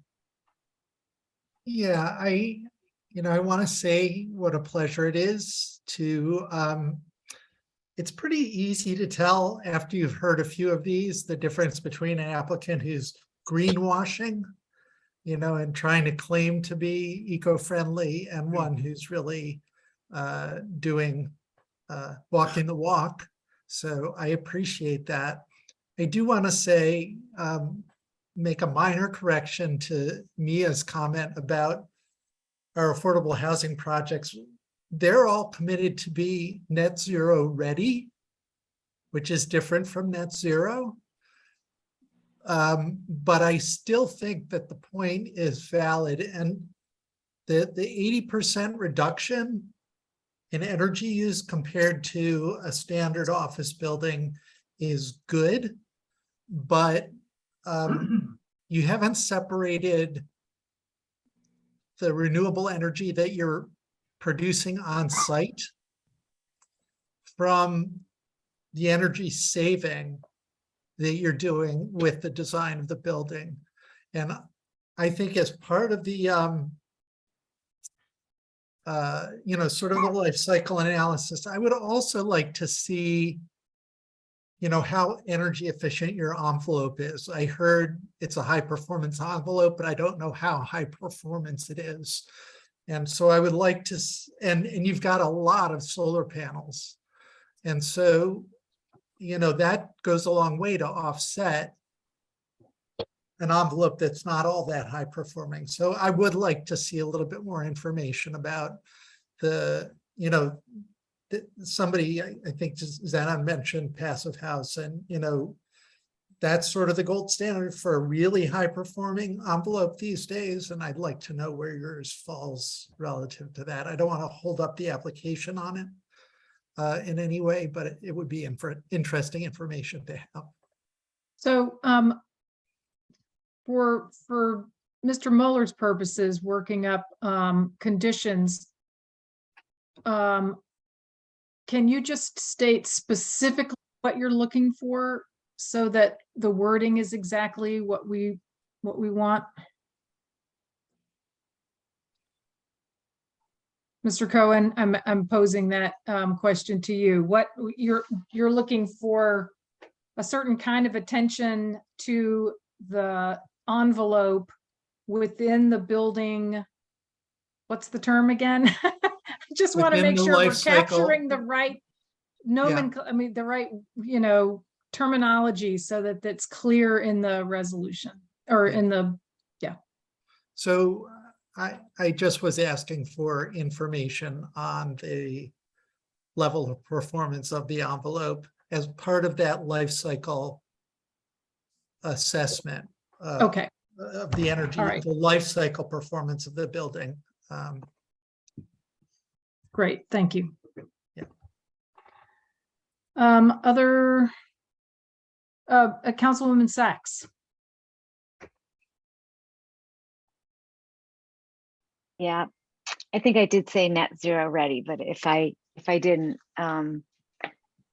net zero would be even better than net zero ready. So I know there was a discussion at some point about a plaque or some sort of, you know, to Julie's comments, and thank you, Julie, for bringing that up.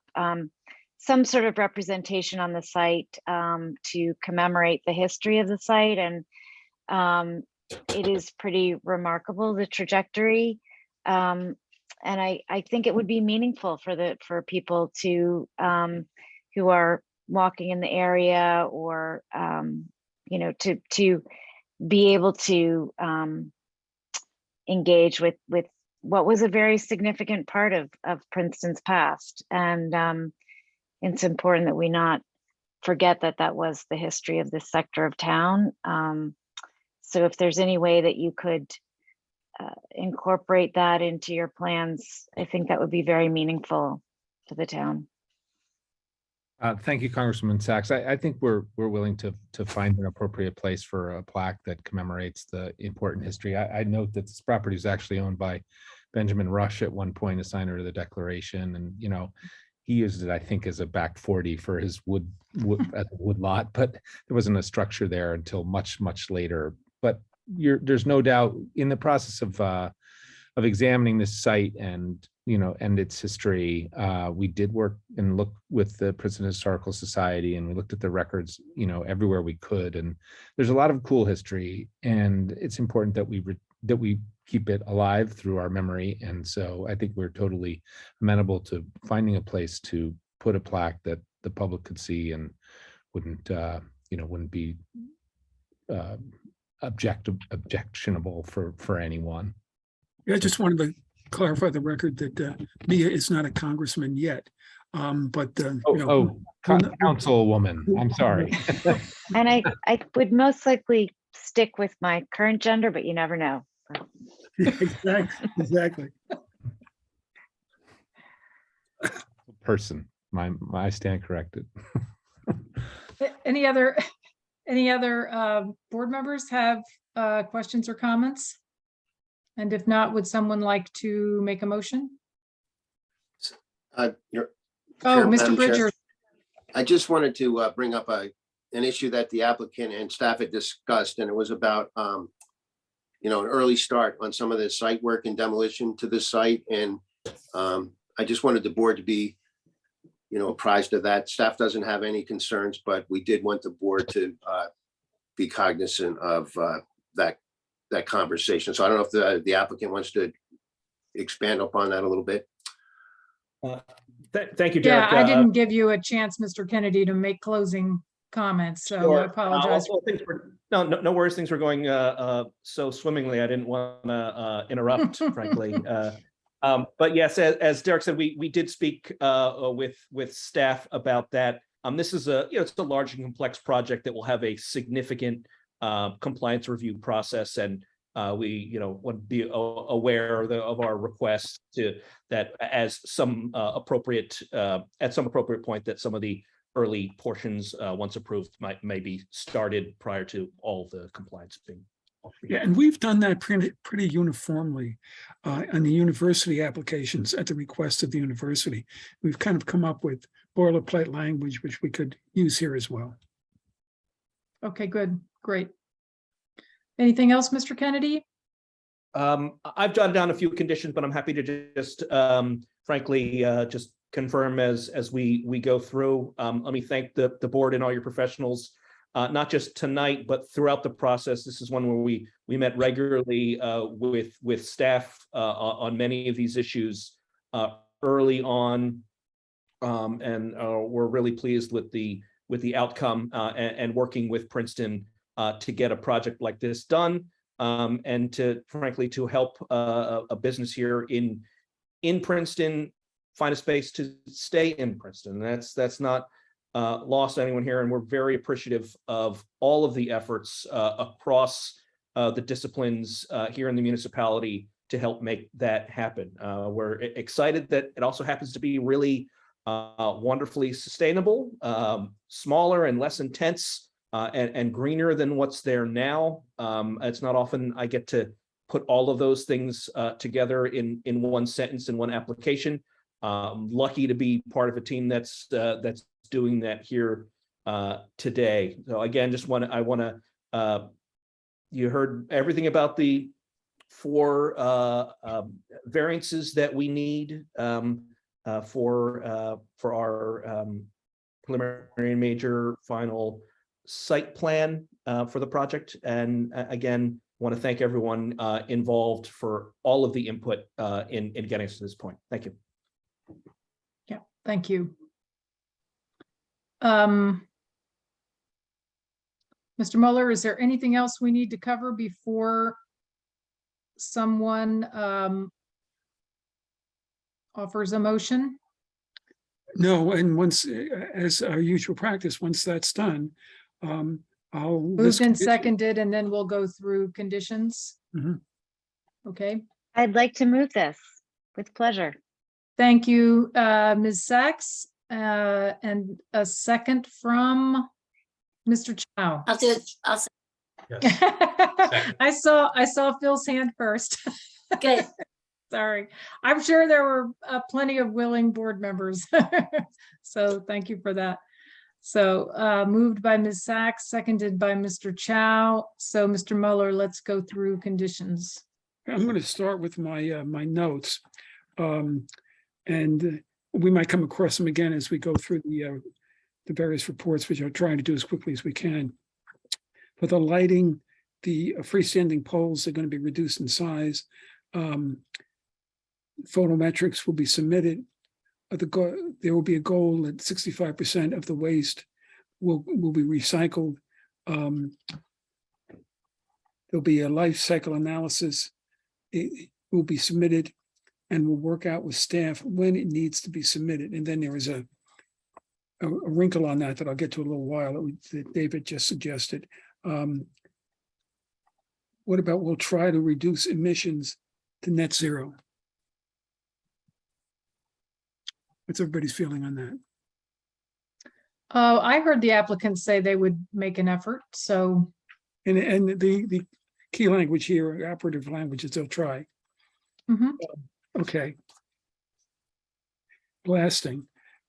Follow all the notice and other protocols, including pre-blasting surveys. Poor farm walkway will remain open during construction. We'll implement TDM measures. Or just, do we even want to put that in? That's obviously operational with respect to the business. Implement what? I'm sorry. TDM, traffic demand management. I think it would be good if they would be willing. We didn't really talk about it. I was going to mention it, but that's really trying to get employees to carpool and take alternative forms of transportation. Oh, okay. Yeah, so that's an encouragement, not a requirement. I'll just note from the applicant, there was a little testimony on that. We do have a plan on that, so we're certainly agreeable to. Okay, great. Good. Great. Thank you. And then you will put the land banked spaces shown on slide 45 on the site plan.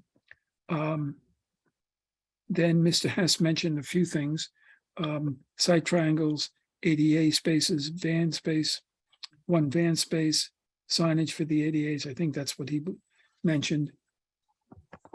And in terms of his report, Ryan, do you have any objections to anything in his report? We do not. Okay.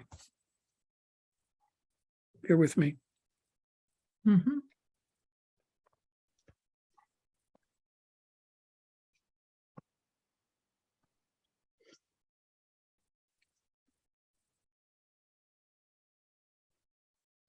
What about asking them to consider some banked spaces in the front?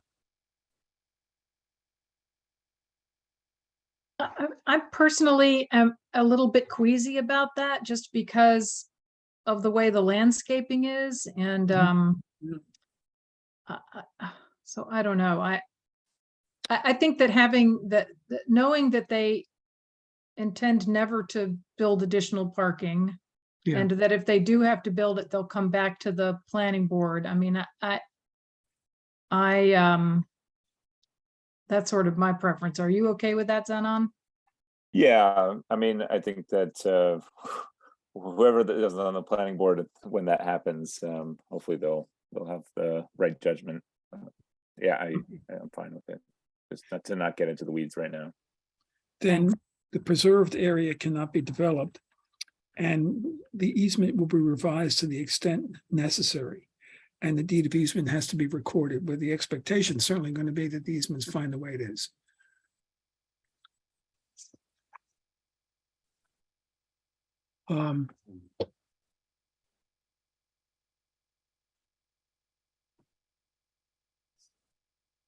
Just, I guess you're going to look at, or maybe this is acceptable, a no mow or low mow for the front lawn. Acceptable, Mr. Hansen? Yes, if it's feasible. Yeah. Okay, I'll add that. If feasible.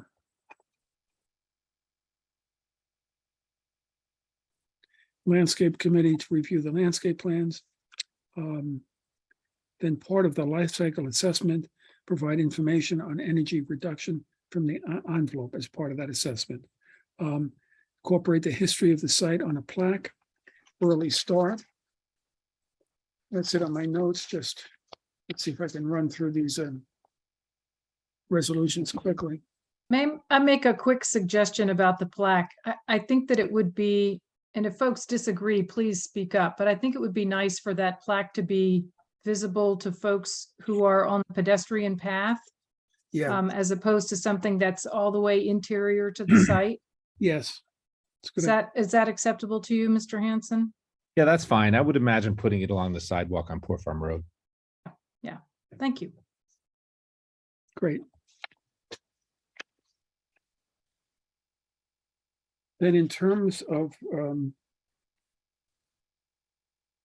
reports, looking at Dan Weissman's and Derek's. Okay, we talked about the easement. We've gone over all the variances. The applicant, this is on page 2. Did we note the additional variance?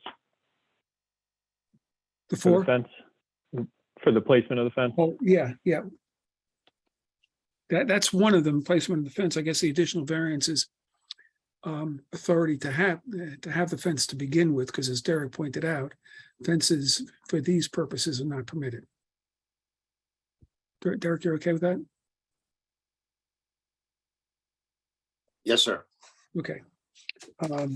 Then on page 2 of Dan's and Derek's report, the applicant should consider removing the permanent fencing along the northern, eastern, and southern limits of the developed portion of the site.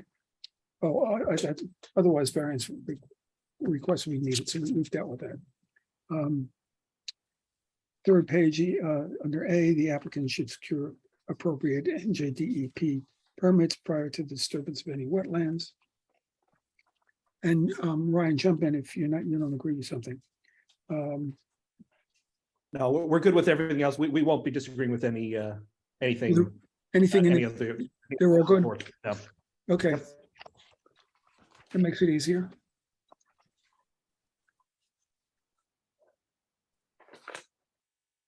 As I'm writing this down, Ryan, could you make sure that a copy of A1 is sent electronically to Carrie and to me? Well, yep, it's big, so I'll have to send you a link, but absolutely. Okay, or if you want to send hard copy, that's fine too. The exhibit is on the website.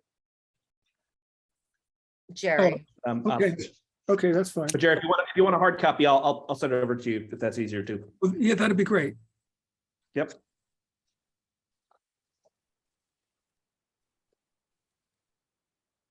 Then Dan Dobromilski's memo. Dan, do you have any you want to point out as things you think we should be putting in?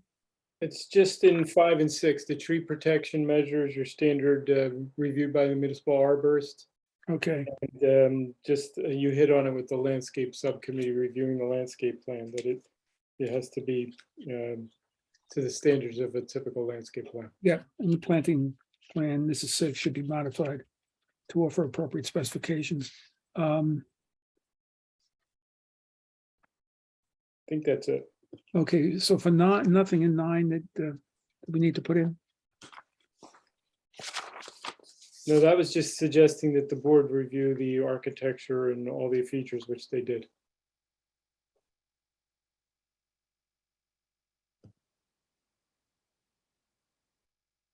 Jerry, you're muted. I can only hit something. Ryan, for Joe Scupian's letter of September 14, those are all acceptable? Let me just make sure I don't have any notes on it, but correct. Okay.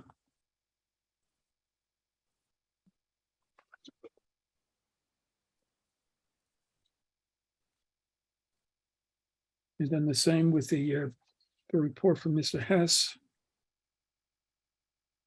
That is correct. Then we have the Environmental Commission. Is there anything specifically we want to add? Well, one of them, we talked about life cycle analysis. Then the project should target passive house zero standards, but we've discussed that. I don't think we want to go ahead with that unless people on the board think otherwise. Well, the applicant agreed to try. Okay. You know, look at ways to get closer to that or meet that standard. So. Okay.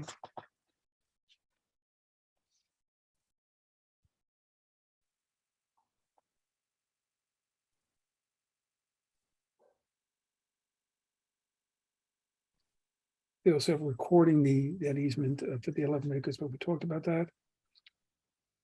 Then, in coordination with the Watershed Institute, use the most current precipitation data and estimates from NOAA and NJDEP to revise stormwater calculations to follow the newest state stormwater regulations and local ordinances. Mr. Perry testified that they did that.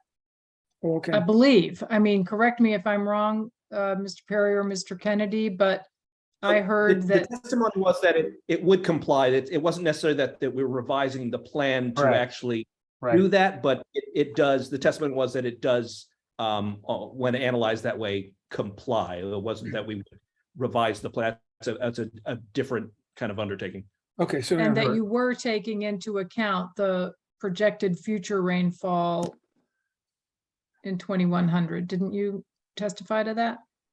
Yes, we modeled it and it appeared to work, correct. We did model the storms, the projected storm events, right? Okay, next is about the lawn in front. We've talked about that. Then installing an extensive green roof.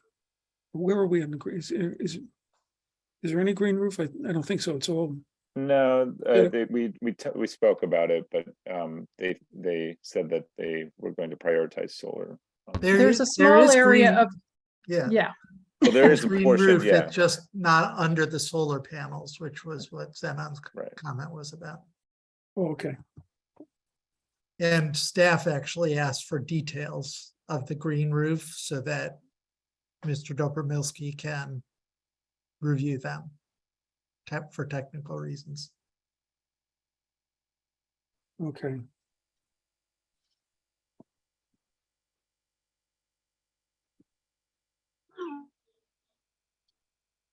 I Then we just talk- wanted to, oh, Go sorry. ahead. No, go ahead. I know this is like kind of after the fact. But as far as the heating system is concerned, I guess, we didn't really get a clear answer in terms of how the space heating was being done. And then also, I don't know if the board wants to put that as a condition, or if we want to just kind of accept it for what it is. Anybody on the board want to follow along with what Zenon's suggesting, or just leave it as it is? I don't understand what is it that you're suggesting, Zenon? Well, so they didn't clarify or follow up on whether or not the building would be, the space heating would be by heat pump, or if it was going to be done by natural gas. I think that the water, they said, was going to be by natural gas.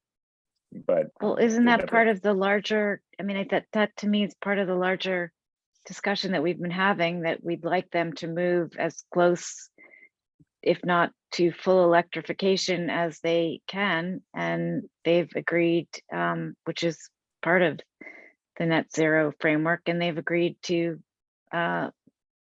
work on that. I don't know how what you're saying is different. Well, yeah, I mean, I think that it seems like they agreed to working on it. I guess, what does that mean? I guess that's the question. Well, what does I it mean? think we did accept that they would endeavor to meet that standard without requiring that they completely disconnect from natural gas. I mean, I think that that's where we. Yeah. Which I don't think that we're able to require that anyway, so. Well, we're not able to, but we sometimes can make it, I mean, we can agree to a condition if they so choose.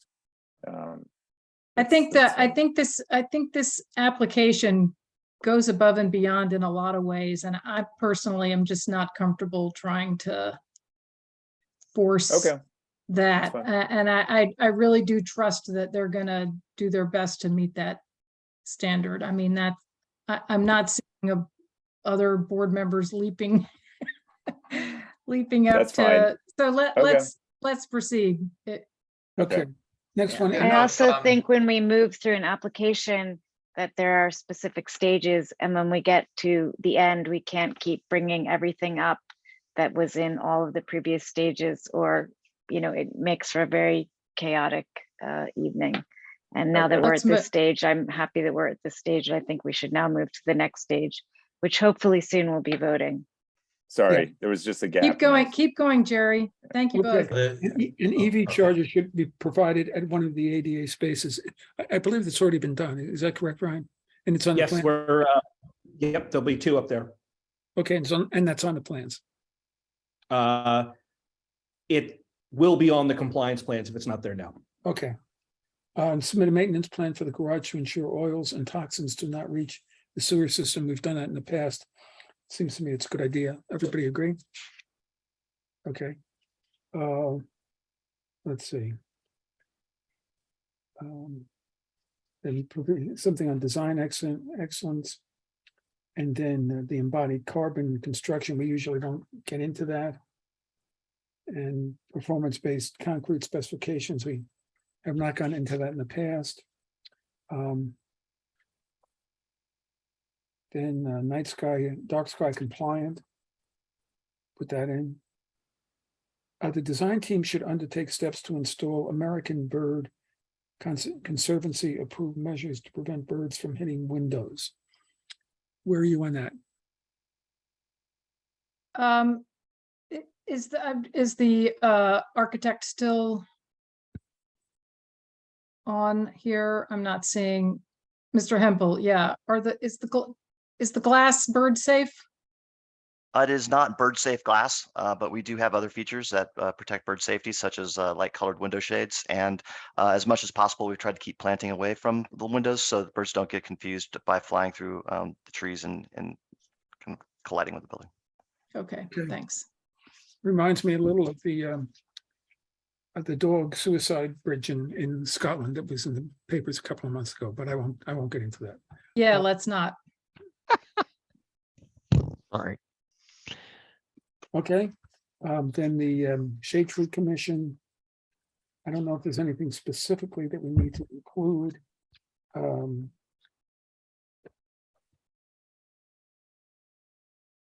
see anything there that we need to include.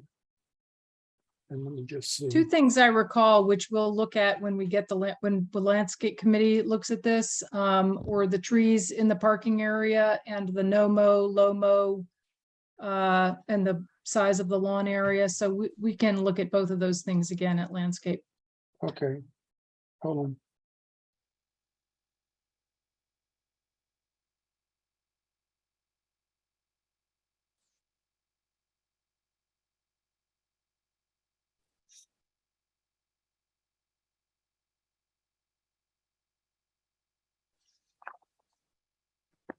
Just about done.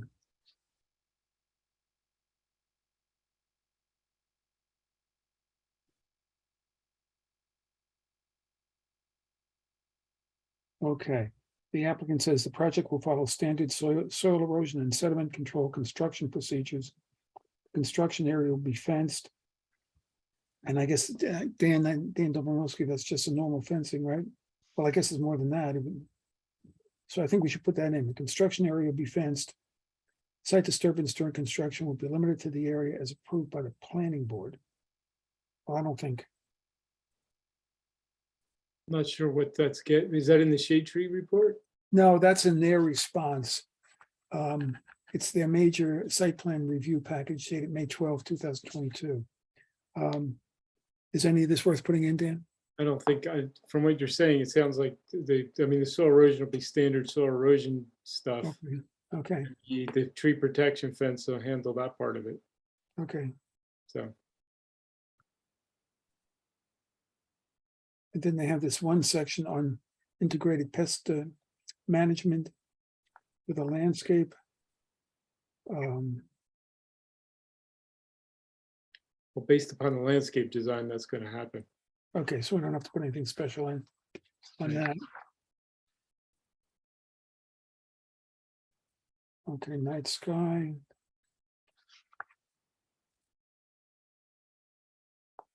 Now, it says the building will have low flow fixtures and metered lavatory faucets and sinks. Now that's internal, but we can put that in if they've already, if they're going to do that anyway. What's everybody's feeling? Sure.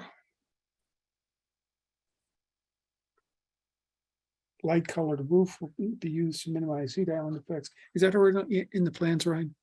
Yes. It's in the plans. Okay. Yep.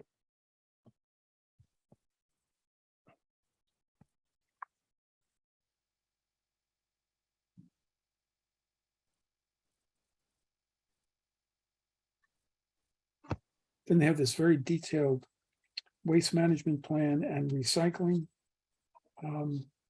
I don't know that we need to get into that. So I'm not gonna I don't think we need to get into it here, especially if it's already in their submitted plan. I don't know if it's in the plan. It's certainly in this this report. But we'll leave that out. then the building project will avoid red listed materials. We've done that in the past. And that's it. Mhm. So that's it. Okay, Mr. Quinn. Thank you. Not to belabor this, but my microphone was not working previous after Julie's presentation. Could we in the memo change the word plaque to interpretive signage? Because there are two different things. I think anyone who's been out to the Lawrence Hopewell Trail recently would be impressed with the interpretive signage that really tells a lot of stories that were missing from local history. So, and if you haven't been, I suggest you get out there. So just make that change from plaque, which could be anything, to interpretive signage. Work with the historic office on interpretive signage. Fine. Thanks. Sorry for the lateness of that. No, it was a good suggestion. Thank you. So we have a motion and a second. Are we ready for a vote? I'm not seeing any other hands up. Mr. Mueller is good. Mr. Kennedy? Just on that red list item, Mr. Mueller, where was that? Was from our EIS statement?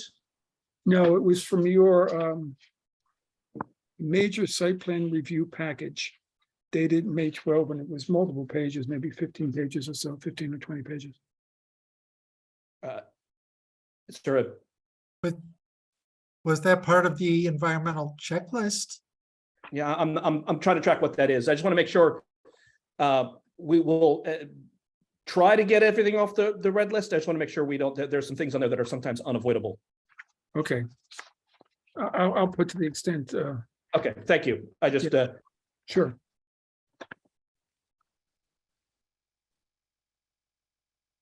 Are we ready Well, for a vote? I would refer to what they said in their submission. I mean, I don't want to back away from something that they've committed to doing with regard to red list materials. I mean, I guess if it's in our submission, I'm really not sure what document Cherry was looking at, to be perfectly honest with you. It's just called, it's a date on top, May 12, 2022, and this was part of the submission. It was with the application, major site plan review package, and then it gives a project number and a table of contents, which is quite lengthy. what does the language say? An author? There's no author. It says I suspect that it's the green building, it's on the green building checklist, Ryan. I don't know for sure, but that's the kind of representation that's made in the green building checklist. In fact, the last section of the table of contents is green development information statement, and that's where that appears. Thank you. No, it was that makes sense. That tracks. Okay, so I'll leave that without the qualification. Thanks.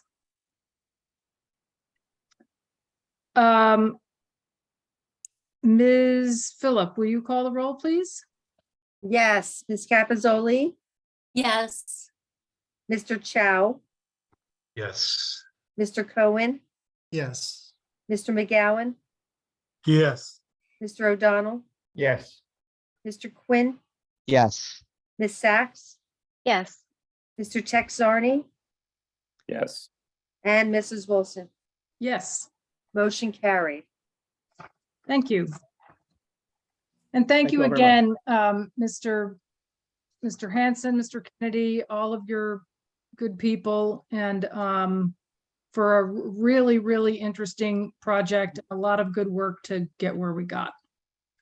And I have to say, you know, we get submissions and it all sounds great. And I've always been skeptical as to how they're going to deliver, but this was, I mean, certainly, as Louise said earlier, you not only talk the talk, but you walk the walk. Oh, somebody else said that, but I agree. I think it was Mr. Cohen. Sorry. Yeah, I believe it was Congresswoman Sachs. I'm gonna put that forever. But let me just also add that I really appreciate what you folks all do. You've all given 4 hours of your evening, in I know that most of you are, volunteers here, and those of you who aren't are also passionately committed, to your careers in this space. And it's really vital that we have our sort of civilian-led institutions have such great leadership, and that it really is important in keeping our communities, as special as they are, and really appreciate your hard work. So thank you very much. And thank you. Thank you. Very kind. Okay, let's at least say hello to the There's folks Mr. DeGrazia. from Princeton who Oh, have been hey, waiting Mr. all night long. DeGrazia. Good evening. Next up, we have a concept plan. The trustees of Princeton University, Schmidt Hall, Washington Road in Gio or Gaio? Let me know. Gio. Gio, thank you. And Gio Lane, block 45.01, lot 101, file number P2222-235C. Welcome, Mr. DeGrazia. Thank you very much. I think we'll just jump in. We're here representing trustees of Princeton University. We have a concept presentation for Schmidt Hall. And as you said, it involves the renovation and expansion of Gio Hall. The university has put together a short but detailed presentation. And given the hour, I think I'm going to introduce Ron McCoy, university architect, to take us through that presentation. Mr. McCoy, how many slides do you have? 36. Can you cover I can them do it in in- 15 minutes? I can do it in 10 minutes or 4 hours. Which version do you want? We definitely want the 10-minute version. Okay. Madam Mr. Chair, Quinn? can we like not start this at 10 minutes until we usually adjourn? All due respect to the university people who stayed here all night, but it's another example of fatigue and the lateness of the hour and not being able to give this the respect it deserves. In my opinion, I'm not sure on my colleagues if they want to push forward. I agree with you, Tim. I didn't even realize that the university folks were still with us. I assumed that, we should really have, was pretty clear very early on in the evening that we were not going to get to this. I assumed that, I didn't realize till I switched over to the other screen that you were still here. But it seems like there's always a push for us to end by 11. I don't know why we would now be starting something at 10 of 11. Yeah, it's a very fair point. And I mean, there's no way on earth that we would get through this tonight. And